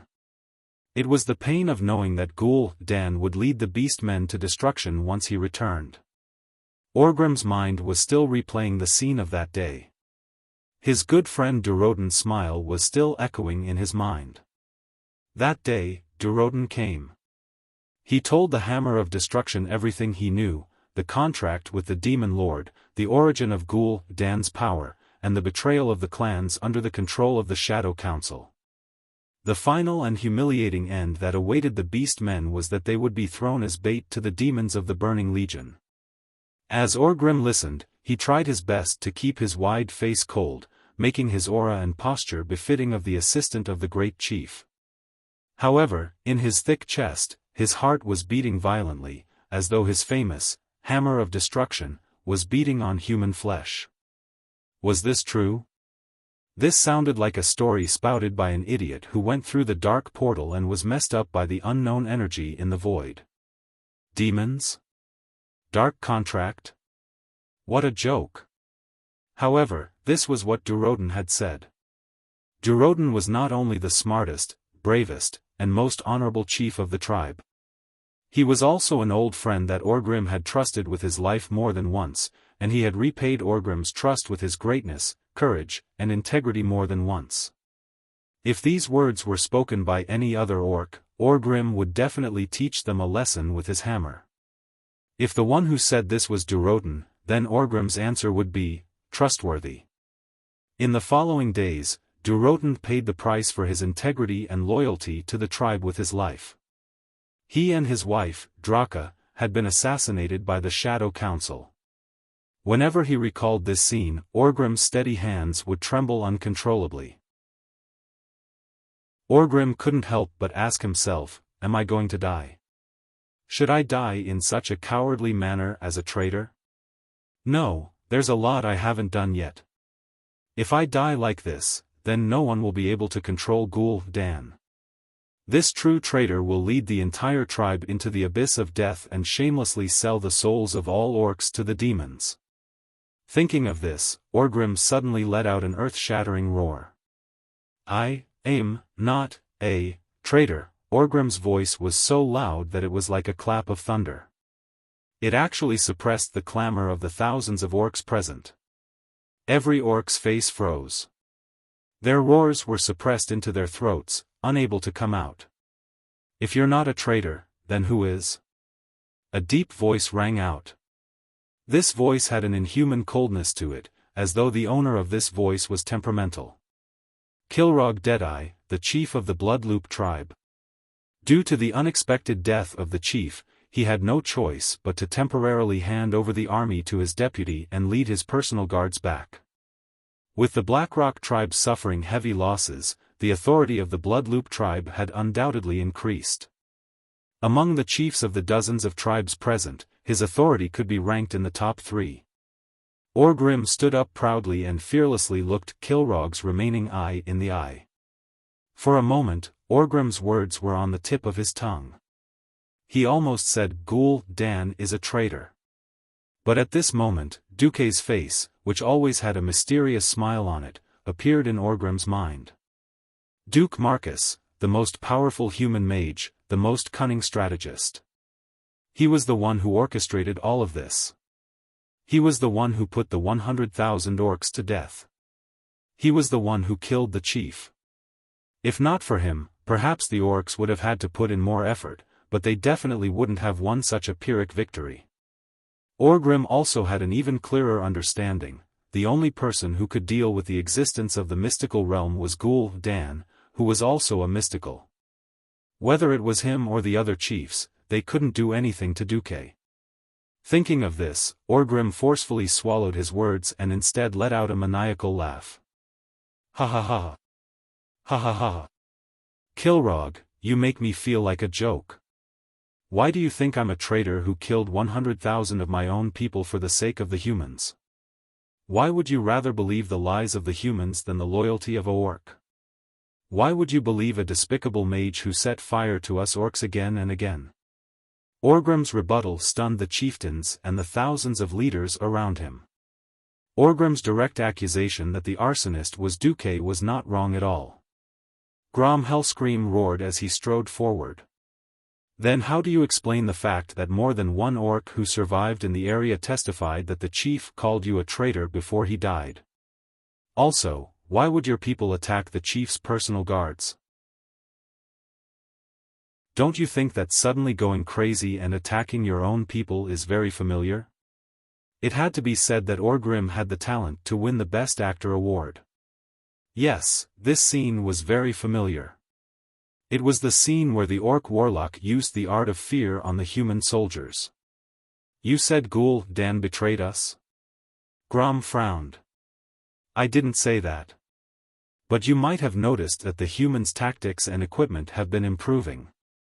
So it's not impossible for them to obtain the power of a warlock. The orc chiefs fell into deep thought. At this time, Kilrog Deadeye stood in front of Orgrim again. My Deadeye tells me that you shouldn't die here as a traitor. I also know that you are one of the wisest orc warriors, and you also have the ambition to become the chief. I can give you a chance to prove yourself, as long as you join Bagash. Orgrim's heart beat violently, almost jumping out of his chest. Chapter 199. Even Duque didn't know that because he had tricked Orgrim, it had caused Orgrim to invoke a ritual that had never appeared in any history, Bagrash. This was a ritual for orcs who were suspected of being traitors to prove their reputation. The ritual was very simple, violent, and bloody. That was, under the witness of at least 100 orc warriors, 7 recognized warriors would stab 7 daggers into the body of the ritual participant. The daggers couldn't cause fatal wounds, they couldn't injure the tendons or bones, and they couldn't injure the internal organs. Then, the participant would have to fight a duel to the death with a recognized warrior, usually a tribe chief, while having 7 daggers stabbed into their body. Only by winning the duel would the participant be considered to be cleared of suspicion and their reputation restored. No one knew why Kilrog would suggest letting Orgrim participate in Bagrash. If one had to force a reason on Kilrog, it would be his dead eye that could no longer see. Kilrog was born into the Bloodring clan of Draenor. When his clan was about to be exterminated by the Crowmen, Kilrog unwillingly bowed his head and admitted defeat. Under the arrangements of his sickly father, he followed the clan's ancient tradition. He found the hidden chamber that was named after his clan, and carried out the terrifying ritual of sacrificing his left eye in exchange for seeing his future. In the ritual, Kilrog foresaw that his death was still far away, so he knew that he would survive this disaster. Encouraged by his destiny, he seized control of the clan and led the Bloodring clan to crush the threat of the Crowmen. Then, he won countless battles. In the following years, he slaughtered any dissidents, and even his closest kin couldn't escape the death penalty. He had always hoped that his destiny would come to him step by step. Although orcs were rude and unreasonable, most of them were superstitious. In the current situation where there were no shamans in the tribe's camp, Kilrog's Deadeye became quite convincing. Without hesitation, Grom Hellscream, Samuro, and the other high-ranking warriors all agreed to Kilrog's proposal. Orgrim Doomhammer. Are you going to accept, Bagrash, in order to prove your innocence? Gilrog's voice was cold, but it also carried a kind of sharp pressure. It was a terrifying aura that only a warrior who had walked out of a mountain of corpses and a sea of blood would have. He was old, but no one could deny that he was still one of the strongest warriors in the tribe. I accept.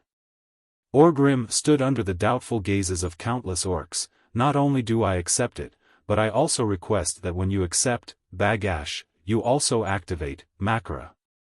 Hiss. Countless orcs sucked in a breath of cold air. This meant that Orgrim had to accept challenges from at least 7 chieftain-level warriors while being stabbed 7 times. He could only stop when there were no more challengers. Of course, if Orgrim succeeded, he would become the second great chief of the Horde after Blackhand. Every orc's broad face was filled with unconcealable shock. Either Orgrim was a madman, or he would become the strongest warrior in the history of the Horde. Come! Orgrim suddenly hammered his chest, creating a loud bang. Gilrog didn't say a word. He pulled out a long, curved bone dagger. This bone dagger was at least 30 centimeters long. A white light flashed, and the entire dagger was stabbed diagonally into Orgrim's left collarbone. It pierced through Orgrim's muscles that were as thick as city walls, and came out from the back of his left shoulder blade. Blood splattered everywhere. It was a ghastly sight. Phew! Orgrim didn't even groan in pain. He merely clenched his fists. Gromhel roared and charged forward. His face was expressionless as he pierced through Orgrim's right arm with his dagger, only avoiding the tendons and bones. Ugh! Orgrim let out a low groan. Swordmaster Samuro of the Fireblade clan followed behind and pierced Orgrim's right thigh with his dagger. Then the 4th, 5th, and 7th warrior went up. Every one of them left a dagger on Orgrim's body. At this moment, Orgrim had become a hedgehog covered in blood. Who is willing to use Orgrim Doomhammer's life to prove their bravery? Who is willing to obtain this, Doomhammer, fair and square? Orgrim's roar was as loud as a bell, and it reverberated in all directions. Not many beastmen would be willing to kill a beastman who might be dishonorable unless they could obtain real benefits from him. Coincidentally, Orgrim had it. Not many beastmen could resist the temptation of Doomhammer. Especially after Orgrim used it to kill no less than 500 warriors of various races. Ogres, giant lizards, land dragons, and human army commanders. Orgrim used his illustrious battle records to indirectly prove the power of this hammer. Suddenly, a flag was thrown into the middle of the field. I, Galil of the Shattered Sand clan, stake my honor to fight you. Looking at this opponent who was more than a head taller than him, Orgrim was a little disappointed. This was the chief of a small clan with only a few hundred people, but as a suspected traitor, he really couldn't ask for more. In the sky, rolling clouds surged. On the ground, a horn sounded. Whether it was Makra or Bagash, nothing could attract the attention of the beastmen more than the bloodiest and most passionate battle. Only those who dared to face death would be recognized by the beastmen who valued martial arts. Only this most primitive and most unsophisticated battle could truly wash away Orgrim's suspicions. Come! Orgrim roared, and the little chief, Galil, rushed over. Bang! Bang! Galil's heavy footsteps could be heard on the solid ground. Galil's momentum gave people the illusion that a mountain was collapsing. Galil bared his teeth and slashed with his huge machete. It was powerful enough to cut Orgrim in half with one slash. But Orgrim's sharp eyes flashed with a hint of disappointment again. Weak. Too weak. Whether it was strength, speed, or skill, they all disappointed Orgrim. For some reason, he thought of Anduin Lothar, the human who had killed Blackhand the other day. He was clearly at a disadvantage in terms of speed and strength, but Lothar used his perfect unloading techniques and amazing footwork to fight evenly with the great chieftain. Looking at such an opponent, Orgrim didn't even want to wait a second longer. In the eyes of outsiders, he accidentally dropped the heavy hammer of destruction. Only those who knew the ropes could see that he didn't take Galil seriously at all. Just at the moment when the machete was about to fall, Orgrim suddenly exerted force with his intact left leg and rushed into Galil's arms. He punched the enemy's wrist that was holding the machete. The next second, he suddenly clapped his hands. Galil's entire head was instantly smashed in the palm of his hand. It was like a watermelon smashed by a hammer. Orgrim looked up to the sky and shouted, "Next!" Chapter 200. His gigantic hands were stained with blood and colorful brain matter. Orgrim displayed the most primitive, most barbaric violence. The beastmen couldn't help but think of their ancestors. When they didn't have any weapons, they used their strong bodies, fists, teeth, and arms to fight against wild beasts. They struggled to survive in the desolate wilderness. Orgrim's most direct attack ignited the passion in every beastman's heart. Oh oh oh oh! Orgrim! Orgrim! Just a few minutes ago, these beastmen were still angrily cursing Orgrim. But a few minutes later, Orgrim, who displayed his bravery and power, immediately became the brightest star of the entire tribe. Kilrog Deadeye opened his seemingly turbid right eye and said slowly, "Orgrim Doomhammer, you have cleared your name and restored your reputation. Now, if you want to leave, Makara, it is not too late." Orgrim used his actions to answer. With blood-stained steps, he took down a flag from a tent at the side of the field. That was the flag of the Blackrock tribe that belonged to him, Doomhammer. With a swing of his hand, the red and black war flag landed in the middle of the field. I, Orgrim Doomhammer. From here on, Makara, I challenge for the position of Great Chief. I will accept challenges from at least 6 warriors. Until I ascend to the position of Great Chief, or death. Even though he was stabbed multiple times, even though every wound was still bleeding as Orgrim moved, Orgrim's soul-stirring roar still spread throughout the camp. Ho! Ho! Ho! Ho! This was the rhythmic cheering of the beast men. Nothing made their blood boil more than a blood-soaked warrior participating in the battle for the position of Great Chief. No matter how much they didn't want to admit it, it was an indisputable fact that the tribe had just won a Pyrrhic victory. The weak humans were far more cunning than the beast men imagined. The entire tribe urgently needed a true king who could lead the tribe to conquer this planet. The orcs shouted and praised loudly. They raised the crude weapons in their hands high and stomped the ground with both feet, as if they wanted the earth to tremble and let the earth cheer and welcome the possible new great chieftain that was about to appear. A clan flag with 3 teeth on it was thrown into the field.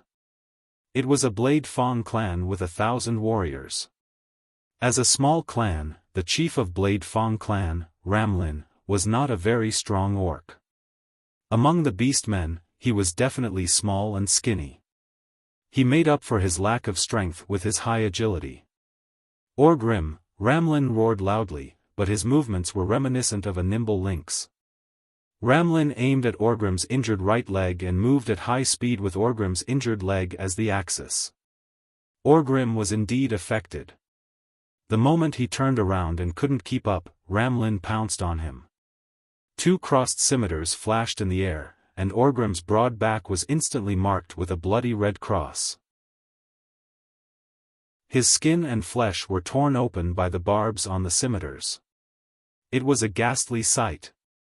Just as Ramlin was about to retreat, Orgrim counterattacked. Under the sunlight, the heavy hammer of destruction shone with a black light as it spun. There was no technique involved, only speed. It was unbelievably fast. It was insanely fast. It was a speed that surpassed what Ramlin could capture with his naked eye. In less than a blink of an eye, his slightly slender body was split in half by a single powerful blow, as if he had been chopped by an incomparably huge machete. Time seemed to have frozen. Ramlin's chest and lower body were still floating in the air, but his abdomen that was hit instantly exploded into a rain of flesh and bone, exploding in the direction of the hammer's strike. After what seemed like 3 seconds, Ramlin's eyes, which were still filled with disbelief, fell into a pool of blood along with his eyeball. Killing with 1 strike, domineering. Next. Orgrim's loud voice was no different from a drum in the orc's ears. Another flag was thrown into the field. A minute later, another wound appeared on Orgrim's shoulder, and another corpse appeared on the ground. Next. It was the same killing with 1 strike, the same voice, and the same tone that never changed.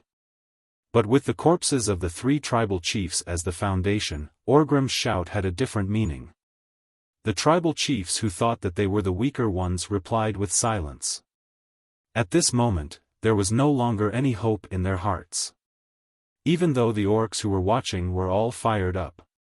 There was a short silence among the people who were qualified to participate in Makegra. Half a minute later, the fourth flag was thrown. 3 minutes later, the fifth flag. 10 minutes later, the sixth flag. By the time the seventh flag was thrown into the arena, Orgrim was already covered in blood. No one could tell if it was Orgrim's blood or his enemies'. None of the 6 tribal chiefs had a complete corpse, all of them had turned into bloody chunks of flesh. From an unknown little chieftain to the chieftain of a clan with tens of thousands of people. The challengers were leveling up step by step, and Orgrim's injuries were worsening as well. Now, anyone who went up had to weigh their own strength first. When the seventh flag was thrown, a black-skinned orc without a left hand came out. Below his left arm was a long scimitar. It was not because he lost his left hand in the war, but because he was a warrior of the Broken Palm tribe. As one of the cruelest and fiercest tribes in the tribe, the Broken Palm tribe's tradition was to cripple their left hand and replace it with a sharp blade. They were prepared to go through fire and water for the tribe's glory. Orgrim, you are indeed powerful, but your path as a great tribal chief will end with me, Kunad Bladefist. The tribes were also divided into different ranks.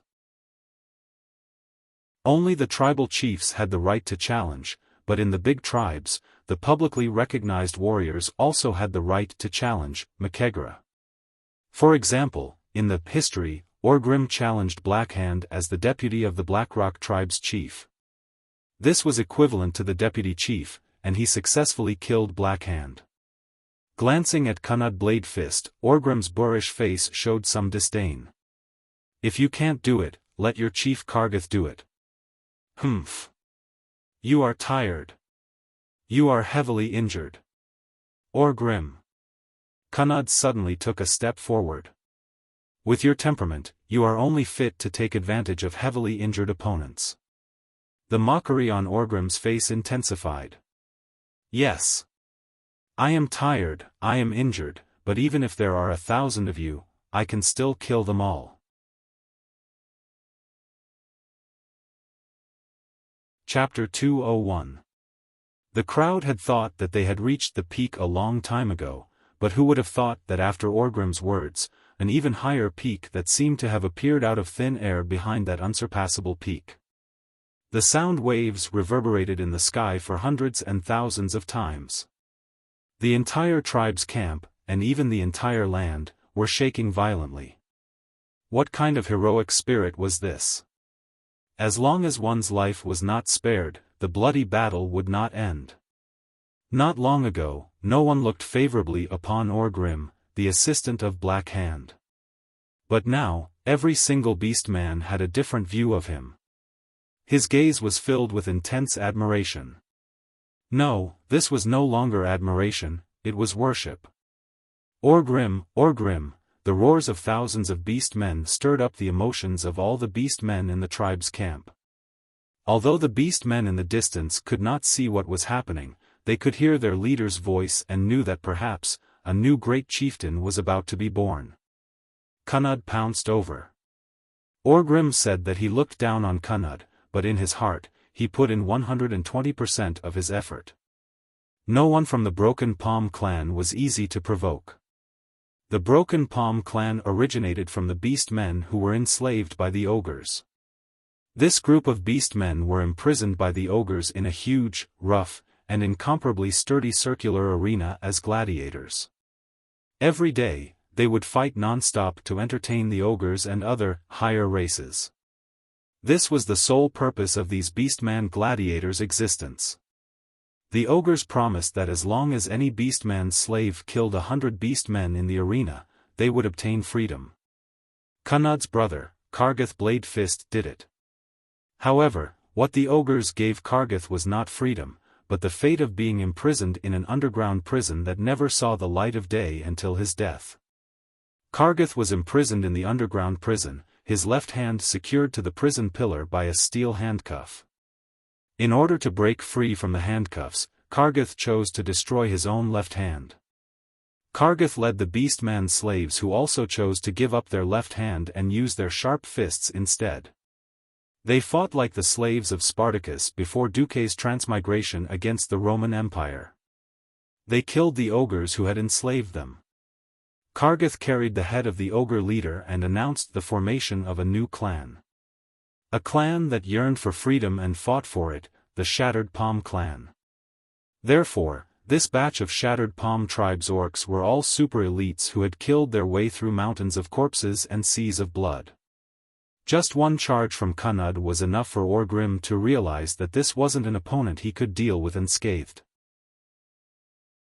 From the corner of his eyes, Orgrim glanced at a few famous chieftains or heroes who were watching coldly from the side: Grom Hellscream, Kilrog Deadeye, Samuro. Orgrim wasn't sure if the strongest of these tribes had any intentions of making a move. But he had to prepare for the worst. He had to end the battle quickly. Kanud was also holding a war hammer in his right hand. It wasn't as big as Destroyer Hammer, just a little smaller, but Orgrim didn't dare to underestimate it.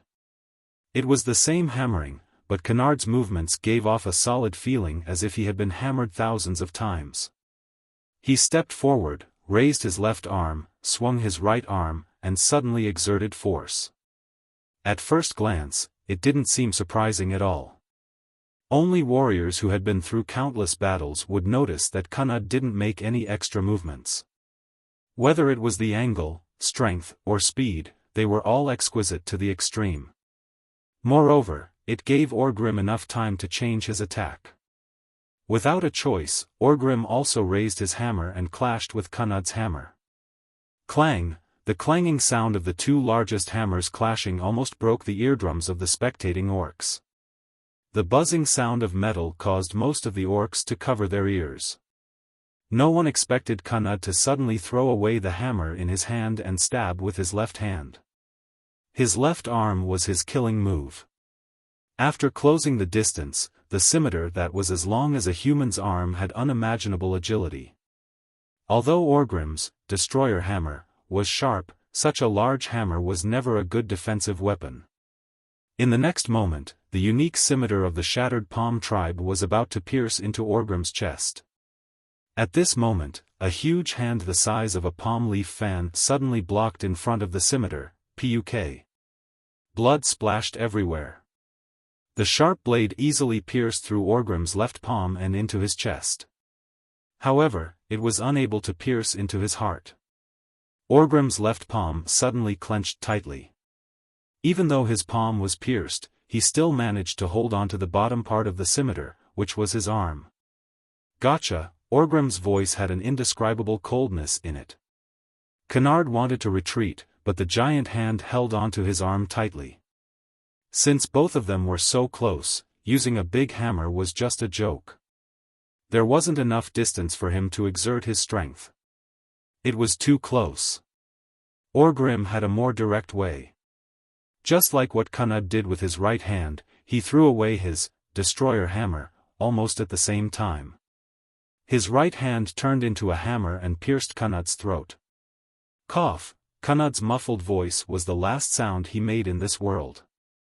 At the next moment, Orgrim turned his finger into a hook and pierced Kunud's throat.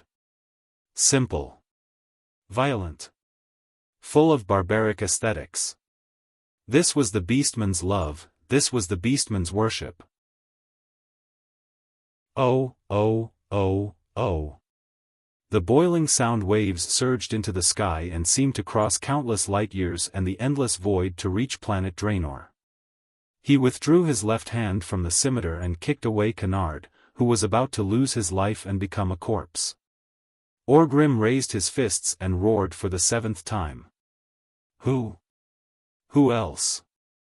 Orgrim looked at the faces of the strongest existences in the Horde: Grom, Kilrog, Samuro. With his body riddled with scars, Orgrim dared to say that he wouldn't have more than a 50% chance of winning against any one of them. But it was impossible for him to back down, and he would not back down. This was not only because of his life and his glory, but also because he felt that he was shouldering the last request of his good friend, Durotan. He shouldered the heavy responsibility of leading the tribe to a path of survival in this strange and unfriendly world. Apart from the passion in his eyes, there was only clarity. Orgrim's godlike eyes scanned the faces of the experts in the tribe one by one. There was no provocation. All he saw was obedience. One of the experts lowered his head. Two of the experts lowered their heads. 3, 10. When Orgrim saw Samuro's face, Samuro punched his chest with one hand. This was the etiquette for meeting the great chief. Kilrog and Grom looked at each other. Kilrog said, "My Deadeye saw that Orgrim shouldn't die here. I won't sacrifice my life for an irreversible fate." With that, Kilrog bowed as well. Grom said, "I am very satisfied with my position as the Warsong tribe chief." With that, he bowed as well. At this point, the second great chief of the horde was born. Chapter 202. Kaer Daroshir, northeast of the Hillsbrad Hills. The Barov family's castle was located on a beautiful island surrounded by water. The beautiful Lake Daromir was the castle's most beautiful scenery, and also the best moat. The southern side of the island was relatively flat, and this was where the essence of the Barov family's industry was gathered. Large blacksmiths were connected to each other, and thick chimneys were constantly emitting black smoke. People came and went on the island, and the merchants' caravans were endless. On the western side of the island, there was a large port that was clearly not for civilian use. Duque actually saw a small warship here, which was obviously used by the Barov family to protect their home. The island was not completely separated from the shore. There was a 200-meter-long stone bridge that could accommodate 4 carriages side by side that connected the island to the shore. The lake was not deep, and the water was about 2 meters deep, allowing people to see the bottom through the clear water. Of course, there were at least 10 cannons on the fortress that protected the entire Barov family's castle, and their muzzles were facing the shore. If someone really led an army to kill their way through the narrow mountain road, it would be a real live shooting practice. No one from the attacking army would be able to cross the bridge alive. Duque stood on his horse on the shore. If not for Duque's transmigration, this prosperous island would have become a deathly silent and terrifying place in a few decades. The entire Barov family would have been destroyed, and this place would have been occupied by Kel Thuzad's cursing sect. It would have become a very famous place in the future, Scholomance. Duque would never forget how he and his companions were wiped out time and time again in the game. He could remember every single point after they were wiped out. Duque suddenly sighed. "Master, what's wrong?" Makarov asked Duque attentively. "Nothing, it's just a little boring." At this time, one of Duque's private soldiers rushed back. "Report, there seems to be some trouble ahead." Makarov suddenly frowned. "Didn't we already inform him that His Excellency would come to visit?" "That's right, but a caravan suddenly overturned their carriage on the bridge, dumping a large amount of goods and attracting cattle, sheep, and animals. Now the only bridge to the island is blocked. The Barov family said they were very sorry and asked us to wait for a while," the private soldier said. Makarov's face was as dark as ink. "What about the ferry?" "They were all sent out before we made the announcement." "What mistake?" This was clearly a show of strength. "Master, Duque didn't mind at all. Instead, he laughed. Ha! Barov and his men really think we're beggars. I'm going to blast those guys on the bridge." Makarov was furious. He waved his hand to summon his private soldiers, ready to rush over and push everything in their way into the water. "No need." Duque pointed his horsewhip at the castle on the island. "I want to tell Barov that before I became a duke, I was first a powerful mage, and Stormwind is not dead. Pass the order, change the horseshoes." Horseshoes. Horseshoes could protect the horse's hooves from cracking, but horseshoes were only used in a world of ice and snow. Fortunately, the troops came along the edge of the snow-covered Alterac Mountains, so they were prepared for horseshoes. It didn't take long for the horseshoes to be changed. Meanwhile, in Barov's castle, Alex Barov received a report from his subordinates. They stopped? Yes. They stopped before they even got close to the bridge. Let's leave them hanging. I don't mean to humiliate them, but I don't want to see this young duke opening his mouth. In troubled times, food is very precious. At that moment, hurried footsteps came from outside the door. It was another of Barev's personal attendants. Duke, they're here. Duke Marcus and his men are here. Barev frowned. His personal attendant rarely lost his composure. If it was a normal arrival, he wouldn't have made such a fuss and run over breathlessly. Moreover, Duque had used some kind of unexpected method to cross 100 meters of water. They're here? How did they get here? Ice. That Marcus froze the lake. Hearing his subordinate's report, Duke Barev quickly left the room and went to the other side of the castle, which was a terrace close to the bridge to the south. He saw a scene that he would never forget. Above his head, the warm sun. In front of him, a kilometer of ice. Darlong Mill Lake, which Caer Darrow Castle relied on as a barrier, was completely frozen. A group of people galloped on the slippery ice, heading straight for the castle. The rumbling of the horses alarmed countless people who were working on the island. Not far away, Duke Barev saw that his guard captain was stupefied. He clearly held the alarm bell in his hand, yet he didn't know whether to ring it.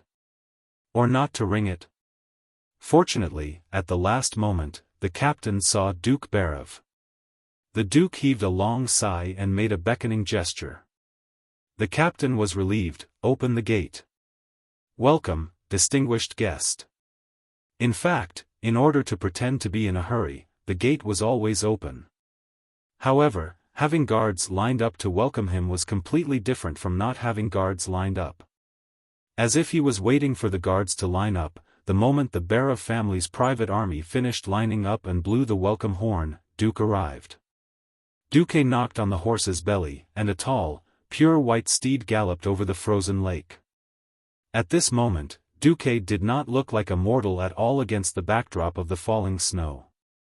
He wore a white mage crown with purple patterns on the top and a white stormwind robe with blue edges, fluttering in the wind. At his waist was a belt brimming with a baleful aura and exuding a mysterious blue arcane radiance. At his waist was a strange ornament faintly flickering with lightning, which was even more dazzling. The pure white cloak he wore fluttered in the wind and snow, and the golden rune patterns embroidered on the cloak could be vaguely seen. Although he looked like a gentle and elegant young man, he gave people the feeling that he was a god who walked out of the snowstorm. Stepping on the ice, Duque's warhorse neighed even more. However, this appearance startled Duke Barev, who came out to welcome him. Next to him, Makarov grabbed the reins of his horse, jumped off lightly, and immediately announced, Duke Marcus, the court mage of Stormwind, the Duke of Karazhan, the destroyer of hundreds of thousands of orcs. Next to him, 4 carriages were lined up. Duque's private army quickly opened the boxes in the carriages. 2 carriages of golden bars, and 2 carriages of frozen orc heads. Duke Barev's eyelids twitched. Chapter 203. Duke Barev was not young. In his life, he had seen many different kinds of people. There were thieves, bandits, trolls, and nobles. He had never seen a person so domineering and overbearing. But he was not blindly domineering. At least he came with wealth. Give my friends wealth, and give my enemies death. Narrowing his eyes, he looked at the long carriages behind Duque. Even if he did not want to admit it, Duke Barev had to say, this little guy is well prepared. Recalling the information on Duke Marcus, the boy who rose miraculously, Barev felt a headache. He was too young, and his status was too high. If Duque was a title passed down from his ancestors, Duke Barev could still treat Duque like a junior. But obviously, Duque was not. Last summer, at the age of 14, he was selected to become a magic apprentice at the Storm Royal Magic Academy in the East County Abbey. In the same year, at the admission ceremony, he became an official Earth mage with unparalleled talent and rejected the request of Medivh, the guardian of Azeroth, to take him as a disciple. Later, it turned out that Duque was right, because he was sensitive to Medivh's demonic aura. That was not all. In the next few months, he single-handedly conquered a small Naga clan from somewhere and controlled nearly 10,000 murlocs. He opened up a route between Stormwind City and the Western Wilderness in one fell swoop, and opened up a Pearl route that earned tens of thousands of dollars a day. But there was still more to come. When Medivh was controlled by Sargeras and opened the Dark Portal, Duque, who was only 15 years old, fought his way into Karazhan with the famous Anduin Lothar, killed Medivh, and kicked Sargeras into the bottomless abyss. After that, whether it was burning 100,000 beastmen, luring and killing the tribal chief, or using a huge ice ship to rescue 50,000 Stormwind Kingdom's elite soldiers, everything Duke did could be called a miracle. Unfortunately, there were a lot of witnesses and material evidence for everything, so there was no room for any falsification. No, it should be said that the scene of the frozen sea was witnessed by Duke Barav himself. This was indeed, that's amazing. Master Marcus, how did you seal the lake's surface with ice? How is the energy output of the ice elemental realm balanced? What about magic coordination? A spell? Is it purely the ice element, or is it combined with the arcana element? Hearing the familiar female voice beside him, Duke Barav felt a headache. Ah. Sorry, I'm so excited. I haven't introduced myself. I am Janice Barav, mistress of the Barav family. Of course, before that, I was a sky mage. The junior sister of Dalaran's archmage Antonidas. The elegant lady sold Duke Barav out completely the moment she opened her mouth. That's right. Magic first or husband first? Was there a need to ask? Of course it was magic. Ignoring the black lines on her husband's forehead, Madame Janice, like a fan, approached Duque, who had just dismounted from the horse, and asked him about this and that. Well, before the negotiation started, the Barav family had already lost 20%. Duke Barav was embarrassed and could only cough twice. Dear, don't you think it is very rude to leave an honored guest at the door? Yes, yes. Let's go inside and talk. Janice was so enthusiastic that she almost pulled Duque's hand and dragged Duque inside. Stepping through the huge gate of the castle, Duque gazed at the castle, which was shrouded in flourishing greenery in midsummer, and suddenly felt a myriad of emotions. It turned out that this place was so beautiful before it became Scholomance College. As a great aristocrat of noble birth, wealth, power, and influence, it was certainly impossible for him to live on a bare stone island. As the owner of the castle, the Barav family had obviously carefully selected the trees on the island. They would not be too tall, which would be an obstacle to their defense, and would also be able to ensure lush greenery most of the time. If there was anything that this castle touched Duque, it was that he had a feeling of nostalgia. Once upon a time, as a university student with corrupt ideals, he also thought that one day when he became rich, he would buy a villa for vacation or something. With his status as a duke and his current wealth, he could definitely do this. Unfortunately, since he had come to Azeroth, the concept of a stable home, which was a very common concept in peaceful times, was now distant and unfamiliar to Duque, as if it had nothing to do with him. If it was not for the series of crises that would follow in Azeroth, which would cause the whole world to be embroiled in destruction and rebirth, perhaps this castle would have been Duque's ultimate goal. Looking at every detail in this prosperous and serene castle, Duque suddenly wondered if he should transform Karazhan at some point. Walking along the spacious and brightly decorated corridor, Duke Barav's gate was 9 streets ahead of Duque's. His shoulders were straight and did not sway at all. His slightly raised chin did not make people feel that he was too arrogant, and he appeared to be quite confident. Every step he took seemed to have been measured with a ruler, not 1 inch more, not 1 inch less. In terms of aristocratic etiquette, this real Duke was much, much better than Duque, who had crossed over to the front line. Duque was very clear that if he did not make a comeback, there would be no need to talk when it came to the negotiation table. This was not an exaggeration. The secret of negotiation was that the success of a negotiation depended on how much preparation you had done before sitting at the negotiation table. You had to use what you had and what the other party wanted to whet the other party's appetite. If you lost too much before sitting at the negotiation table, no matter how much effort you put in, it would be looked down upon and disregarded. He wanted to pry open the Berov family's treasure chest and take out the most valuable thing in the treasure chest, food. First, he had to grasp the Berov family's weak spot. If he could not do this, any groveling, kneeling, and crying would be meaningless. Unless he led an army to rob it, he would not be able to get a single grain from the Berov family's granary. Fortunately, Duque knew what to do next. Of course, before that, Duque gently activated his magic circuit. This was definitely a common thing among mages. Many mages like to continuously absorb the elemental molecules in the atmosphere, and even gradually condense the purer magic power into better circuits to replace the old or broken circuits in their bodies. But what Duque did was a little exaggerated. In just a second, Duque had scanned all the magic traps within a 300-meter radius with the system elf. Lady Janice could clearly feel that in that instant, the magic traps and magic circles that she had originally controlled all deviated slightly. It was not that she did not want to regain absolute control of these magic circles, but the magic circles seemed to be afraid of her and cowered away from her. She suddenly realized that as long as Duque wanted to, his uncontrollable power would dominate and take over everything in an instant. Chapter 204. For a moment, Janice tried to regain control of everything and regroup the magic traps in a short time.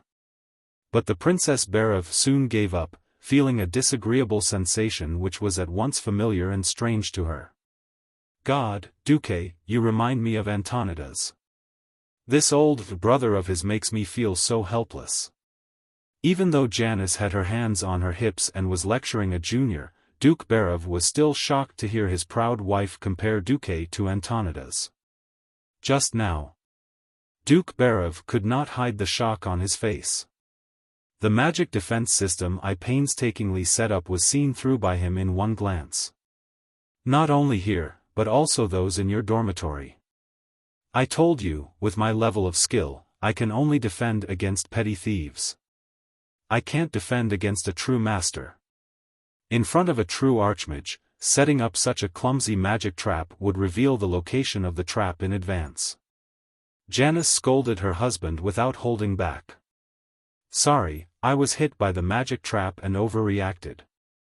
Duque raised his head slightly. There was a lightning magic trap hidden on top of the gorgeous chandelier.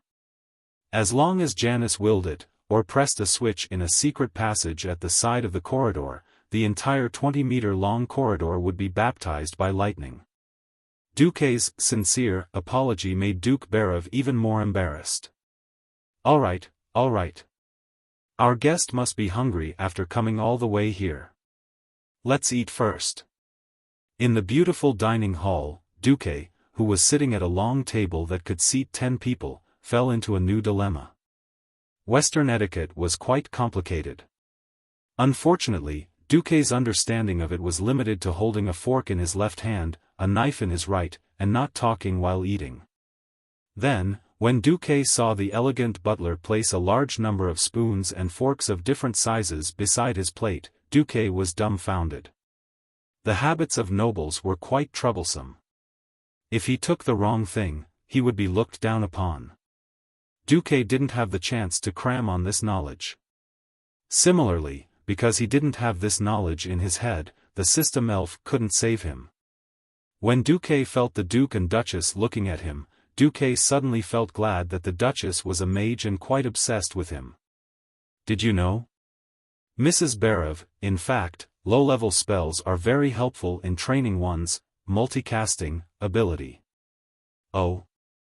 Janice's eyes lit up. This was multiple casting. Countless people had practiced metamagic abilities for a long time without being able to develop any. But everyone knew that a mage who was good at casting multiple spells could definitely take on 2 or 3 mages of the same level. Janice had also heard some rumors about Duque. My teacher is Wuxia, the 100-handed reaper. In fact, I learned the rarest way to train my multicasting ability from my teacher. Since we hit it off so well, I might as well introduce you to each other. Oh, my little Duque is the best. Hurry up and teach me. If I really learn it, I'll help you bully my old man at the negotiating table. As soon as she said that, Duke Barev's hand froze in the middle of reaching for the spoon. He had always known that his wife was a magic maniac. Back then, Janice, who was beautiful and noble, was absolutely loved by everyone. Thinking back to the time when he, handsome and elegant, finally plucked the Daligen rose with all his magic treasures, it was something he was proud of for decades, both for his feelings and for his career. He didn't expect that after decades, because of magic, for the first time, he would feel like he was tricked by his wife. Duke Barev was really speechless. Don't worry, dear, it won't be too hard for you. Janice symbolically comforted her husband and then looked at Duque without blinking. Duque made an apologetic expression to Duke Barev and then activated Hands of Magic. When the 12 hands of magic appeared, they simultaneously helped Duque tie the napkin, cut the food, swirled the wine, poured it into his mouth, and wiped his mouth with the napkin. After a series of dazzling magic performances, who would pay attention to whether Duque used the right spoon or knife? Duque even instigated, Duchess, you can start with the 2 simplest hands of magic and let the 2 additional hands of magic help you complete the actions of daily life. After a while, you'll find that you can easily multitask. Hands of Magic was, of course, the simplest level 0 spell. It was when a mage focused all their attention on one hand of magic. When using 2 or 4 hands at the same time, the mental power required was completely geometrically increased. But it was undeniable that this method could indeed train one's ability to cast multiple spells. Seeing that his wife was easily bought over, Duke Barev also looked helpless. Soon, this somewhat ceremonially ridiculous meal was over. To Duque's surprise, Duke Barev actually agreed to immediately start the negotiations in the afternoon. Originally, Duque thought that Duke Barev would deliberately give him the cold shoulder. In a private meeting hall, the lights were brightly lit. Duke Barev sat on one side of the conference table. Beside him was a secretary, and behind him stood 2 guards who were obviously experts. On Duque's side, there was only one attendant, Makarov. Duke Barev clasped his hands together, his chin resting on the back of his fingers. He immediately got to the point. Duke Marcus, I have to admit that I have underestimated you. Your talent in the field of magic is unparalleled, and your wisdom is also evident in negotiations. Janice is my darling, and her pressure forced me to open this negotiation in a passive position. But I hope you understand that personal feelings are not the main factor in this negotiation. The Barev family does have the food that Stormwind urgently needs. I just want to ask, if the Barev family takes out the food that is equivalent to the family's lifeline as a bargaining chip, what will the Barev family get? Duque did not hesitate, safety, and the continuation of the Barev family. Duke Barev immediately frowned, obviously thinking of something bad. Duque flipped his left palm. Don't misunderstand, the swords of the Stormwind warriors will never be pointed at humans. I think it is necessary for me to educate you on the destructive power of the beastmen. Prince Barev made a gesture of invitation. Duque cast a spell that looked like magic mirror. Duke Barev saw this and was immediately moved.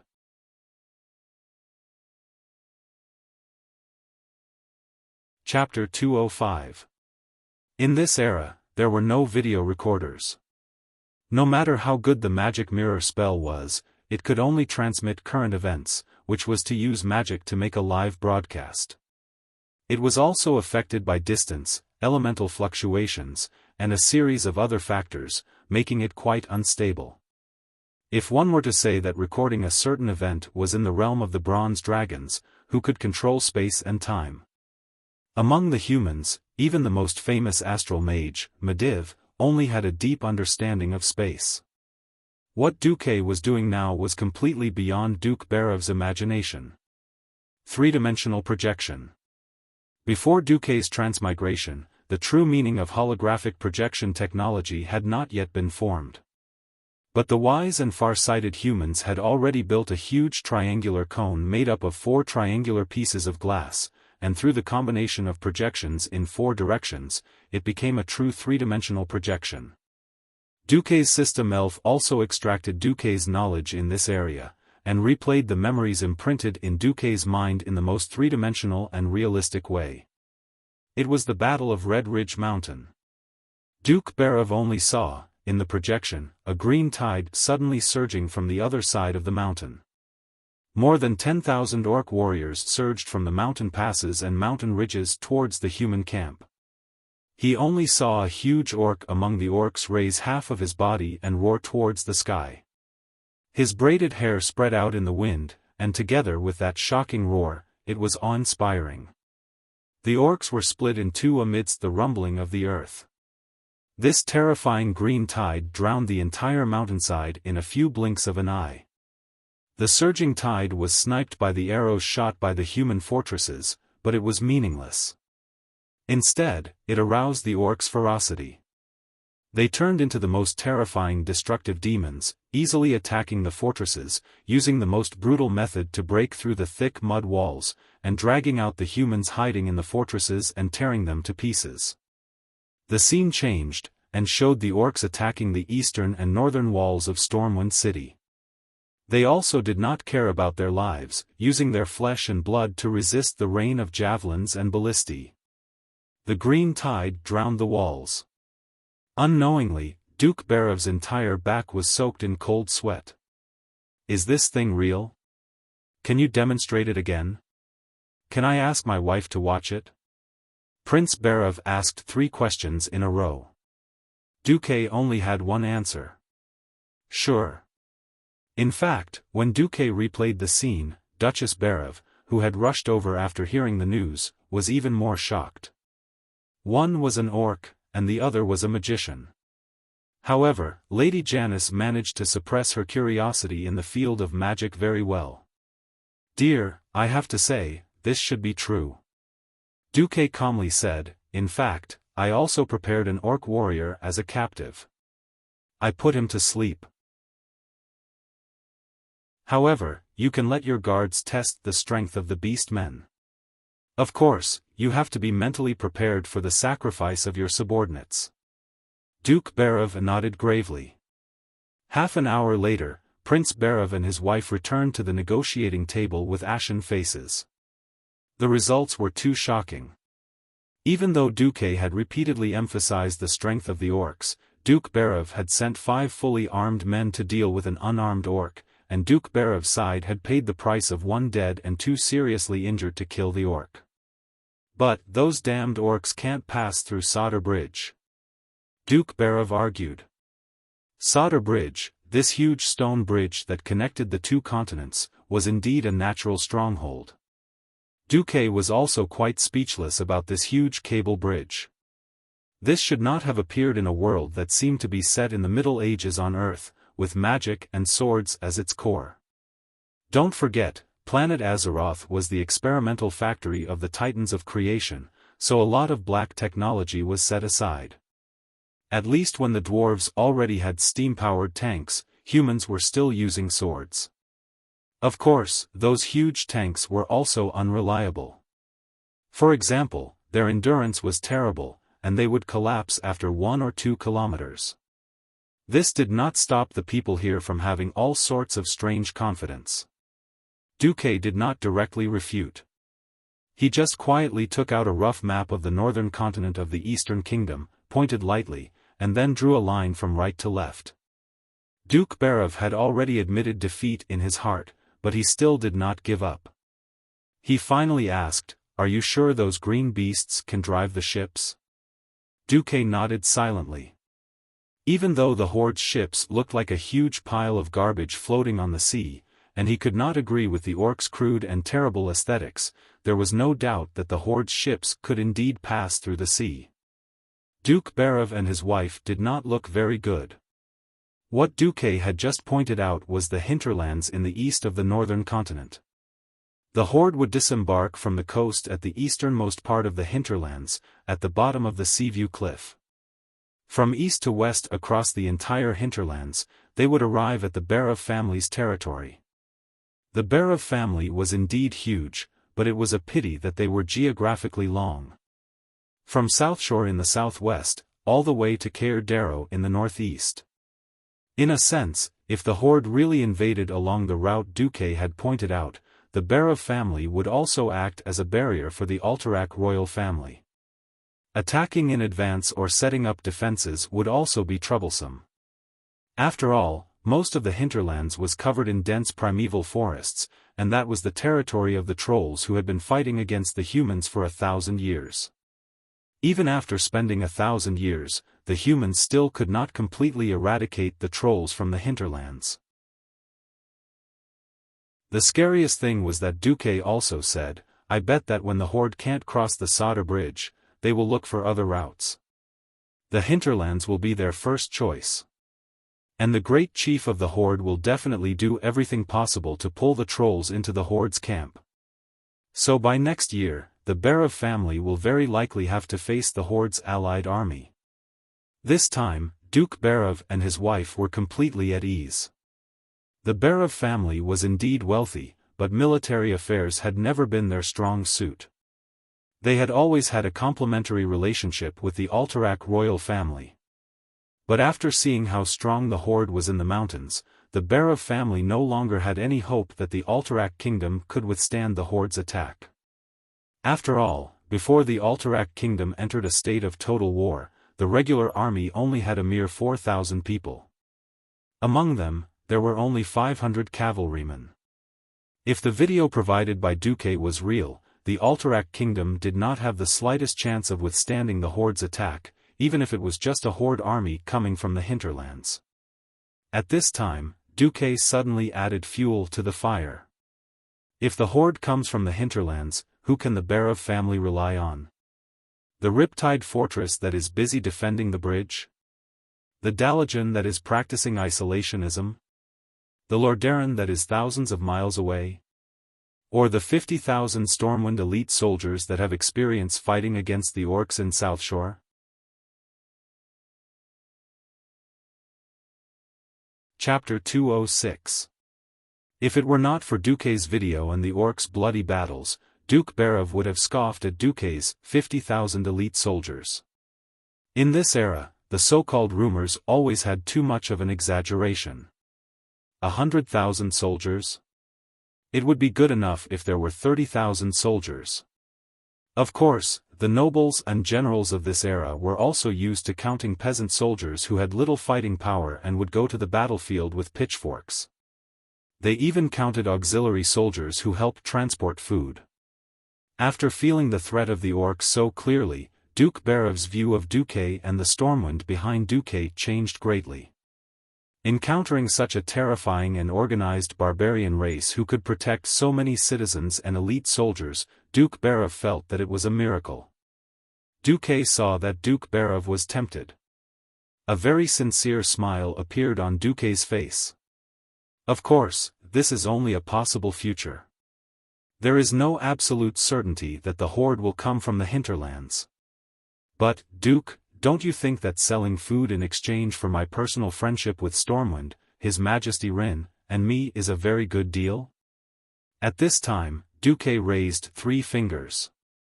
On behalf of Stormwind, I propose to purchase 5,000 tons of wheat at a premium of 30% over the current market price, and it will be paid in Arather gold coins.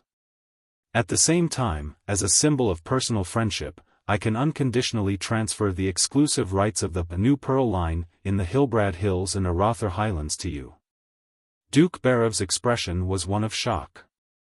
Duque was too smart. 5,000 tons was exactly the total amount of the Barev family's old wheat. Duke Barev wouldn't believe it even if he was beaten to death to say that Duke didn't secretly gather intelligence. In this era, storage technology was also quite bad. Even if the grain was stored in a cool, dry cave, it would rot in at most 3 years. Of course, Duke Barev knew that as refugees, it was good enough to fill their stomachs. But 5,000 tons of old grain in exchange for a large amount of money and Stormwind's friendship was not a bad deal. Prince Barev could not think of any reason why he should refuse, either from a commercial point of view, or as an insurance for the future.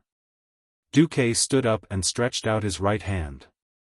Dear Duke, for the future of the Stormwind people, and for the future of all humans in Azeroth, please agree to help. As a best actor, as a leader who was likely to control the future of humanity, Duque's smile was very sincere, at least on the surface. Duke Barev and his wife looked at each other and sighed deeply. They stood up together and extended their hands to Duque. Even though I still have many doubts about the strength of the Horde and the direction of their attack, even though I am not a prophet who can see the future, I choose to believe in you, the person who created such an atmosphere in order to successfully negotiate. I believe in you, the person who has such spirit. I agree to this. As the dust settled, Makarov's heart, which had been hanging in the air, finally settled down. Makarov did not participate in the final defense of Stormwind City. He had been sent to take care of the refugee camp in Southshore. If Edwin Van Cleef was only in charge of the construction department, then before Duque's arrival, he was the real person in charge. Duque had done a lot of preparatory work for the refugee camp in Southshore, from the delineation of residential and functional areas, to water, sanitation, and security. Duque had drawn no less than 50 blueprints for this. But the most important thing, food, had not been settled. As the number of refugees increased day by day, the food hoarded in Southshore decreased at a visible rate. Even if each refugee could only get 2 pitifully small pieces of black bread a day, it still could not reduce the rate of food consumption. After all, the number of refugees had increased by nearly 10,000 every day. Now, Duque had negotiated the food deal. At long last, the urgent matter had been resolved. Patriarch Barev smiled and clasped Duque's hand tightly. Duke Marcus, I still have to discuss this matter with His Majesty. If there are no surprises, it won't be a problem. Eden will listen to my opinion most of the time. Actually, what I want the most is your personal friendship. Alex Barev was indeed a shrewd old man, and Duque could tell the meaning behind his words. Only a small number of people could call the king by his name. Just like now, only Anduin and the Queen of Lang would call the King of Lang as Lang. The fact that Duke Barev could call King Alterac by his name was a subtle reminder of the special relationship between him and the king. As someone who knew the direction of history, Duque naturally wouldn't say it out loud. He said to Duke Barev with incomparable familiarity, I think so too. How about Uncle Alex, just call me Duque from now on. I'll feel much more comfortable that way. Duque, Uncle is very happy to meet you. After saying that, the two foxes had already left the negotiation table, and were passionately hugging each other's shoulders. While Duque's negotiation had made decisive progress, Lang's negotiation had reached a stalemate. No, it should be said that there was no progress at all. In the guesthouse of Rotterdam, Lothar kept pacing around, and finally punched the solid wall. Bastard! How many days has it been? Menethil too actually refused to meet us. Lothar's anger was justified. He and Lang had been in Rotterdam for 3 days. After the division of the Arothar Empire, Tarina's Menethil II, the king of Lordaeron, the strongest of the 7 human kingdoms, refused to meet King Leon, using his illness as an excuse. Calm down, Anduin. A meeting between kings is not as simple as you think. Lang sat upright on the chair, and casually took a sip of black tea. But the tribe is getting stronger every day. The Griffin Knights and spies I left on the other side of the sea have discovered that the dark portal has been reopened. Large numbers of orcs continue to pour into this world, but the King of Rotterdam refuses to meet us. And that stupid Duke, he looks at us like we're beggars. Lothar couldn't control his temper. King Lang put down his exquisite teacup. A king who has lost his kingdom is indeed no different from a beggar. Anduin, we need to be patient. Patience. Our enemies are increasing their troops crazily, and our people are starving in Southshore. To hell with patience. At this moment, the only remaining Morning Star Court mage who had been guarding Lang suddenly opened his old and muddy eyes. Your Majesty, the latest news is that Duke Marcus and Duke Barev's negotiations have been successful. He has already reached an agreement with the Barev family, and purchased 5,000 tons of wheat at a premium of 30% over the market price.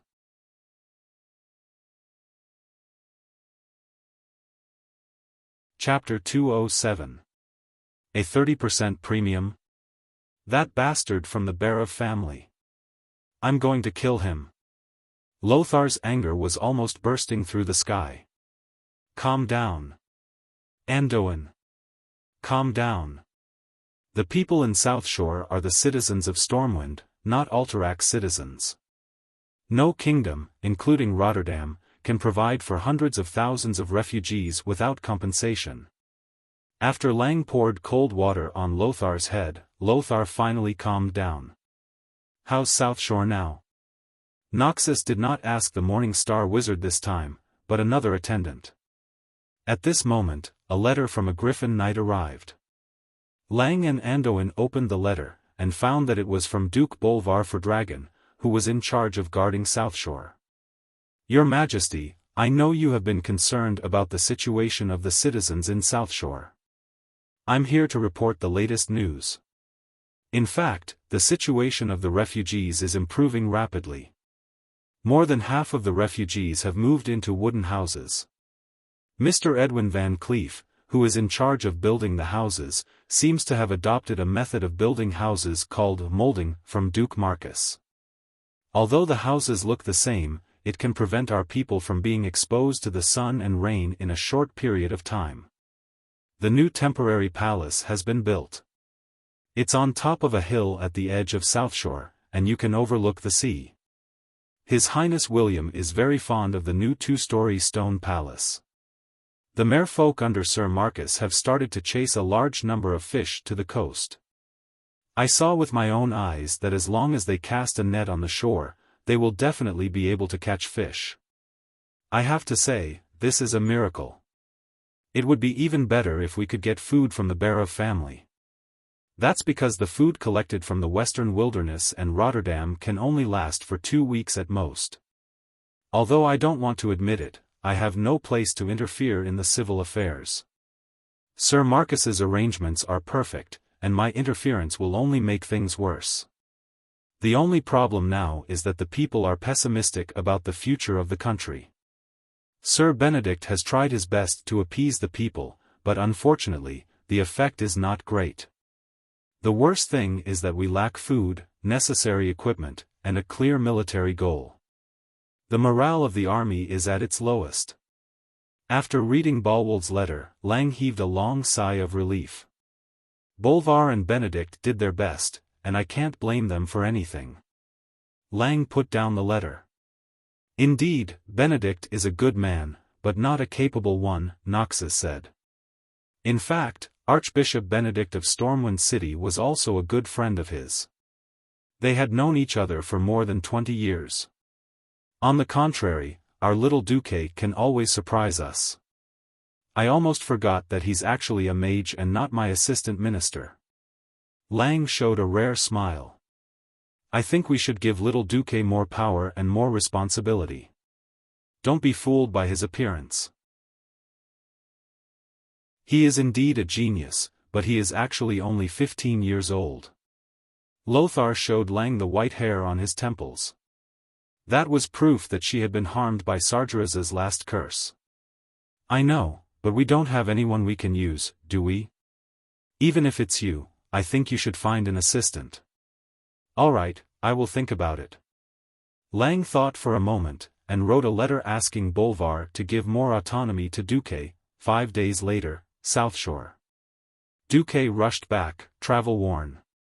He made a trip to Alterac on his way back, which could be considered a visit to the king. But as Duque expected, he did not see King Eden Pirinold. First, the king was unhappy that Duque had taken a detour to the Berav family instead of coming to Alterac, which was closer. Secondly, Eden had received a secret report from Tarinas, the king of Lordaeron. It seemed that the king of the strongest of the 6 kingdoms had the intention to convene a major meeting involving all the human kingdoms, dwarves, and elves for the one that had just been removed. King Eden was distraught, and naturally had no time to entertain Duque, who was obviously promoted to the front lines as an emissary. An edict allowing Stormwind to build a refugee camp in South Shore, and a meal of food from the Alterac royal family. It was like sending off a beggar to Duque. Makarov was naturally indignant, but Duque just laughed it off. Since he knew the direction of history, he knew very well what kind of person the king of Alterac was. Duque did not care about anything else. He got the edict, ignored the food carts, and went straight back to South Shore. From the north to the south, he came out of the Altrank Mountains, entered the Hillsbrad Hills, passed Terran Mill, and was about to reach South Shore. Makarov was stupefied by the rows of neatly arranged wooden houses that looked like a lattice on the side of the road. Those who did not know the situation would think that a huge new city had been built here, and not a refugee camp that could accommodate nearly 500,000 people. When they saw Duke's family flag that was filled with death and terror, the children playing around the house, the women knitting or cooking, and the men building the house, everyone in the campsite and the surrounding forest raised their heads. Ah! It's Sir Marcus's flag. Is it that Sir Marcus? Quick! Bow your heads and salute. He is our great benefactor, Duke Marcus. The children and men saluted, and the peasant women saluted in an unfamiliar ladylike manner. There was no organization, no coercion, and they all saluted Duque spontaneously. Not only the people, but also the city guards, sheriffs, and passing legions, all knelt on one knee and placed their left hands on their chest, showing their heartfelt respect to the owner of the flag. To the people, counterattacking Stormwind City was something that was too far away. Perhaps the people were ignorant, and they did not know too many twists and turns. Their focus was only on the simplest and most simple things such as clothing, food, housing, and transportation. Saving them from the brutal beast men could naturally gain their gratitude for a while. But for the people to truly recognize him, it would take long-term efforts to at least meet their basic needs. Duque did it. He not only used his fleet to save hundreds of thousands of Stormwind citizens, but he also built Southshore into a holy place where there was no hunger or cold, and there was not too much suffering. On the way here, not a single refugee had died on the way, and not a single citizen had shown a look of despair. Duke used his miraculous methods to stop the collapse of the building. In the eyes of the people, compared to King Rin, who lost his country, and Lothar, who was constantly defeated, Duque was the real hero. "Salute our hero, Sir Duke Marcus!" An unknown officer shouted. A second later, it was a tsunami of 100,000 soldiers and civilians shouting in unison. "Long live Sir Duke Marcus!"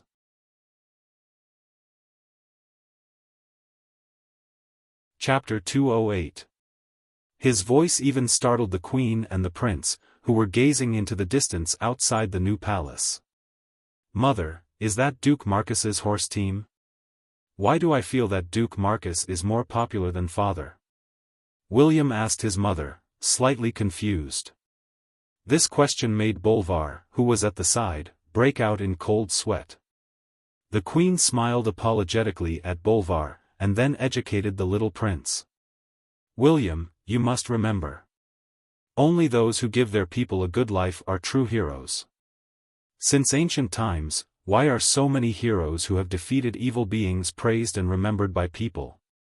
The key is that they fight for the people. Fight for the people? Yes. They protect their people and let them live a happy life, so they are heroes. Not only did Duke Marcus defeat the demon king Sargeras, but he also defeated the attacks of the orcs many times. He used his fleet to save hundreds of thousands of people, and let them all live a life of food and clothing. So Duke Marcus is now a hero in the hearts of the people. The queen patiently guided the little prince. Why do I hear the servants talking bad about father? They say that he is a king who lost his country or something, and not a hero. The queen didn't mind. Instead, she continued to guide William. That's because the people blame your father for the fall of Stormwind City. Don't take it to heart, William. One day, your father will take back Stormwind City, and become the great hero in your heart again. Also, as a king, you should never be jealous of the achievements of your subordinates. Just like how your uncle Anduin is more famous than your father, there is no point in comparing. The glory of a hero can never overshadow the glory of a king. Do you understand? Yes. At this time, Duque's horse team had already arrived outside the new Stormwind Palace. The queen brought the prince to meet Duque. Duque didn't expect the queen to say, "Thank you, Duque. You are so outstanding. It's a pity that William doesn't have an elder sister. Otherwise, would definitely let you marry into the royal family." This sentence almost choked Duque to death. Although the royal family would occasionally use marriages to win over their important ministers, Duque never thought that this would happen to him. Fortunately, Varian had no sisters. I'm actually still young. Don't look at me like this, I'm only 15 years old. Duque stammered. Duque also felt that it was a blessing in disguise. Originally, Sargeras' curse had turned the young Khadgar into a small old man in history. However, with the help of the soul of Mediva's father and Lothar, and the fact that Mediva's counterattack came faster, he only aged a few years. Not only did he look more mature, but he also found that he had grown a lot taller after staying in Karazhan for a while. Now, he was about 1.8 meters tall, which made him look like a young man in his 20s. This made it much easier for him to deal with foreign bigwigs. An underage youth was not qualified to sit at the negotiating table. 18 is a watershed. Even if Duque wasn't actually 18 years old, the fact that he looked like he was would make the other party feel much better. However, the queen's mention of marriage really scared Duque. Was this equivalent to feeding dog food to a single dog who had been single for 20 years in his previous life? Indeed. Strictly speaking, Varian should call you brother. Come, Varian, call me brother Duque. Hello, brother. William called out obediently. In an instant, Duque's heart received 100,000 points of happiness. Damn, Varian, who was revered by the players in his previous life and was almost the representative of a generation of great men, had actually called him brother. Although William was just a Shota now, King Hua was still King Hua. Duque was touched to death. Seeing Duque's strange emotion, the Queen and Duke Bolvar looked at each other and smiled. Duque, you've just become a noble, so it's no wonder. Most nobles will have their parents or relatives arrange marriage partners before they reach adulthood. It's a pity that the large families in Stormwind suffered heavy losses. Otherwise, I would have found a way to find you a beautiful noble lady to be your wife. Speaking of the word beautiful, for some reason, Duque thought of Aurelia, that meaty demon king. Alright, at this moment, Duque was evil. Logically speaking, as a duke, shouldn't he have some maids and a harem that he could have as he pleased? Why am I still busy like a dog all day, running around everywhere? Sigh, thinking too much makes me cry. I'm really not in a hurry. There are too many things to do now. His Majesty has just given me instructions to complete an important mission. I have to complete this mission first. Duque spouted some nonsense and ran away. Damn, an arranged marriage. Why does it fall on my head, he thought. What if I'm given a crooked date? What if Aurelia wants to marry me? Duque thought as he ran away. The Queen was amused. It's only at times like this that people realize that Duque is still a youth. Bolvar nodded with a smile. Yes, once things settle down, Duque's marriage will have to be on our agenda. It's the king's job to work hard for the revival of Stormwind at the negotiation table. It is my duty as the Queen to gain more support for His Majesty through marriage. William is still too young, and Duque's age is just right.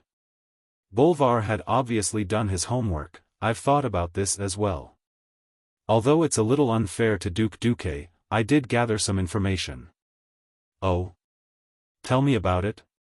The Queen's eyes twinkled, a mischievous smile on her face. Bolvar gave the first candidate, Duke Barev's daughter, Alucia Barev, is more suitable in terms of age and status. The Queen nodded lightly and said, marriage with the Barev family can indeed solve our current problem, but it's not ideal. Firstly, it might provoke the Alterac royal family. Secondly, I feel that Duque's achievements are not limited to this. A duke's daughter is not suitable for him. Bolvar immediately gave the second candidate. In fact, since Duke Marcus is a wizard with boundless prospects, and most of his assets are at sea, there is a very suitable candidate. Who? Princess Kurtiras, Her Highness Jaina Proudmoore, only 12 years old, is currently studying magic in the Dalajan. Her. That's indeed a very suitable candidate. If we want to counterattack Stormwind City in the future, we can't do without Kurtira's help. However, she seems to be close to Prince Arthas of Lordaeron and Prince Kuel Salas Kale, that's Sunstrider. The Queen frowned. I see. That depends on the situation. Do you have any other recommendations? Bolvar shrugged. If we don't consider the Duke, then it can only be His Majesty Menethil's beloved daughter, Her Highness Kalia. Her age is very suitable, 15 years old.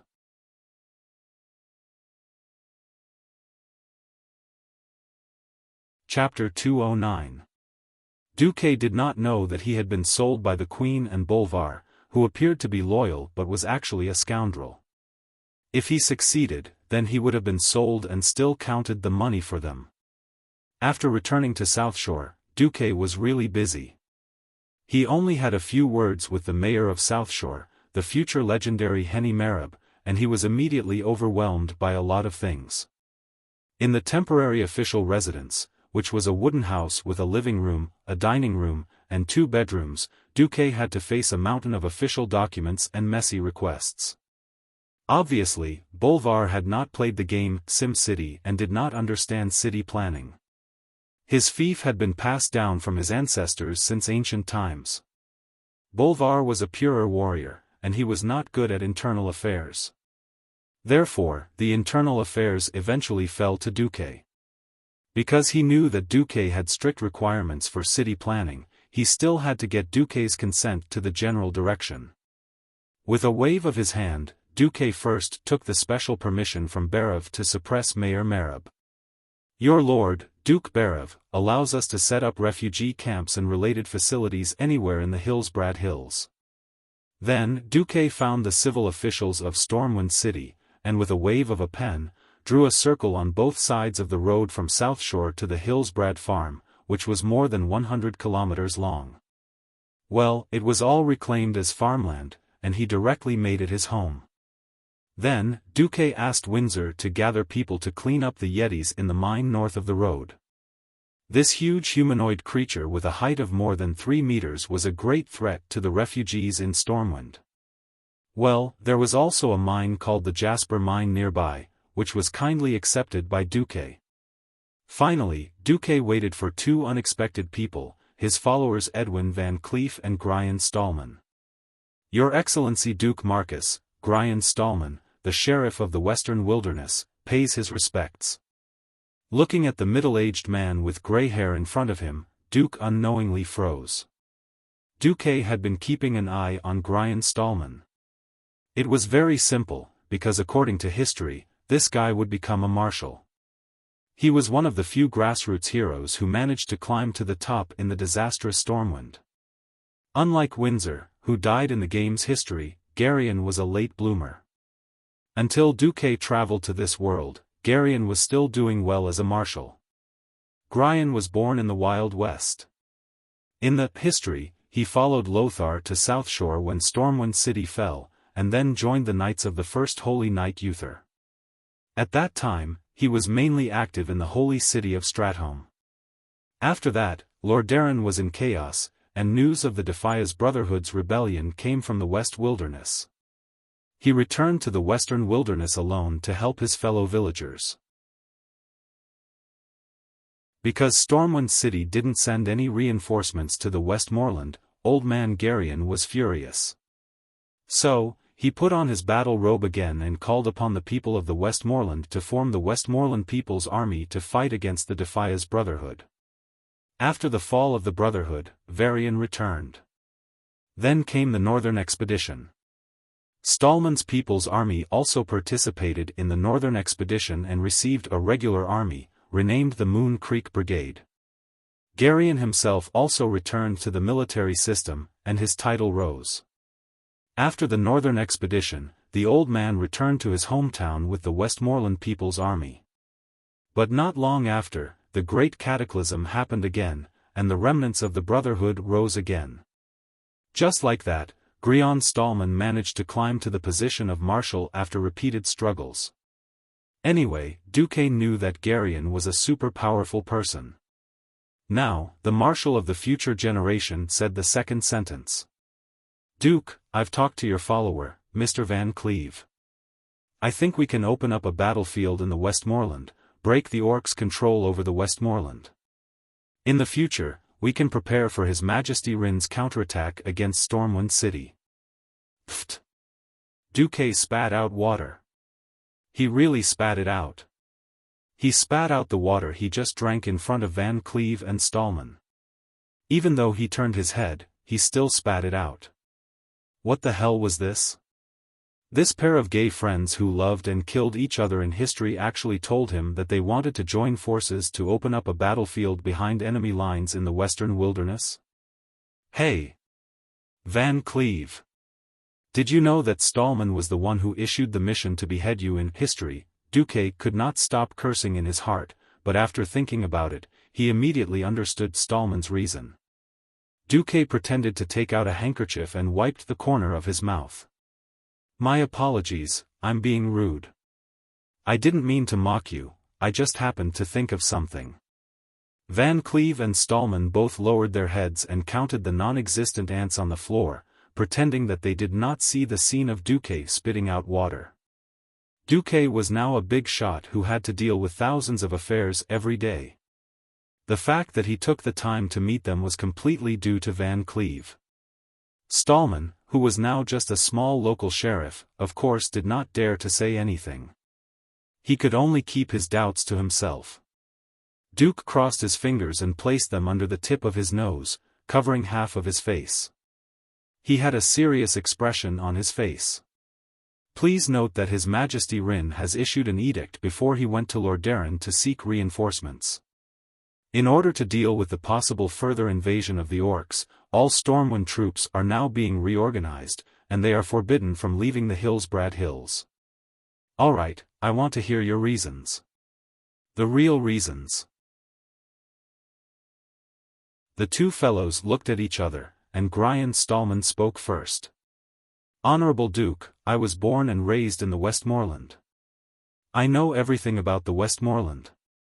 His Majesty has indeed issued an imperial order for the people of the Westmoreland to seek refuge. You have also sent ships to pick up the people of the Westmoreland. But in reality, there are at least 10,000 people who are unwilling to leave their land. They are hiding in various mines, temporarily living on stored food. They need the kingdom's support. The kingdom's future counterattack against Stormwind City will also require their support. Just like when Stormwind City was besieged, it was the food from the Westmoreland that supported Stormwind City. After Gryan finished, Duque looked at Van Cleve. "What about you, Master?" Van Cleve seemed to find it difficult to speak, but he still said it. "When I left Stormwind City, I always wanted to do more for you, Master. Not long after I arrived here, I passed the profession test for thief. The instructor said that I am a genius thief that appears once in 50 years. So I thought that if I lead a team of thieves, it might be more helpful to you, Master." Duque sighed in his heart. Talent was indeed talent. Van Cleve was made to be a thief. But history had completely changed. The Defias Brotherhood that everyone hated in history was destined to never appear again. So it was not surprising that Stallman would follow Van Cleve and seek refuge with him. Everyone knew that he, Duque, could recruit 10,000 private soldiers. As long as he agreed, he could completely bypass the king's ban. Duque thought for a moment. "All right. You're tuning into the Xiaofan's Wuxia Tales YouTube channel. Don't forget to subscribe and join us on this journey to catch the most captivating stories.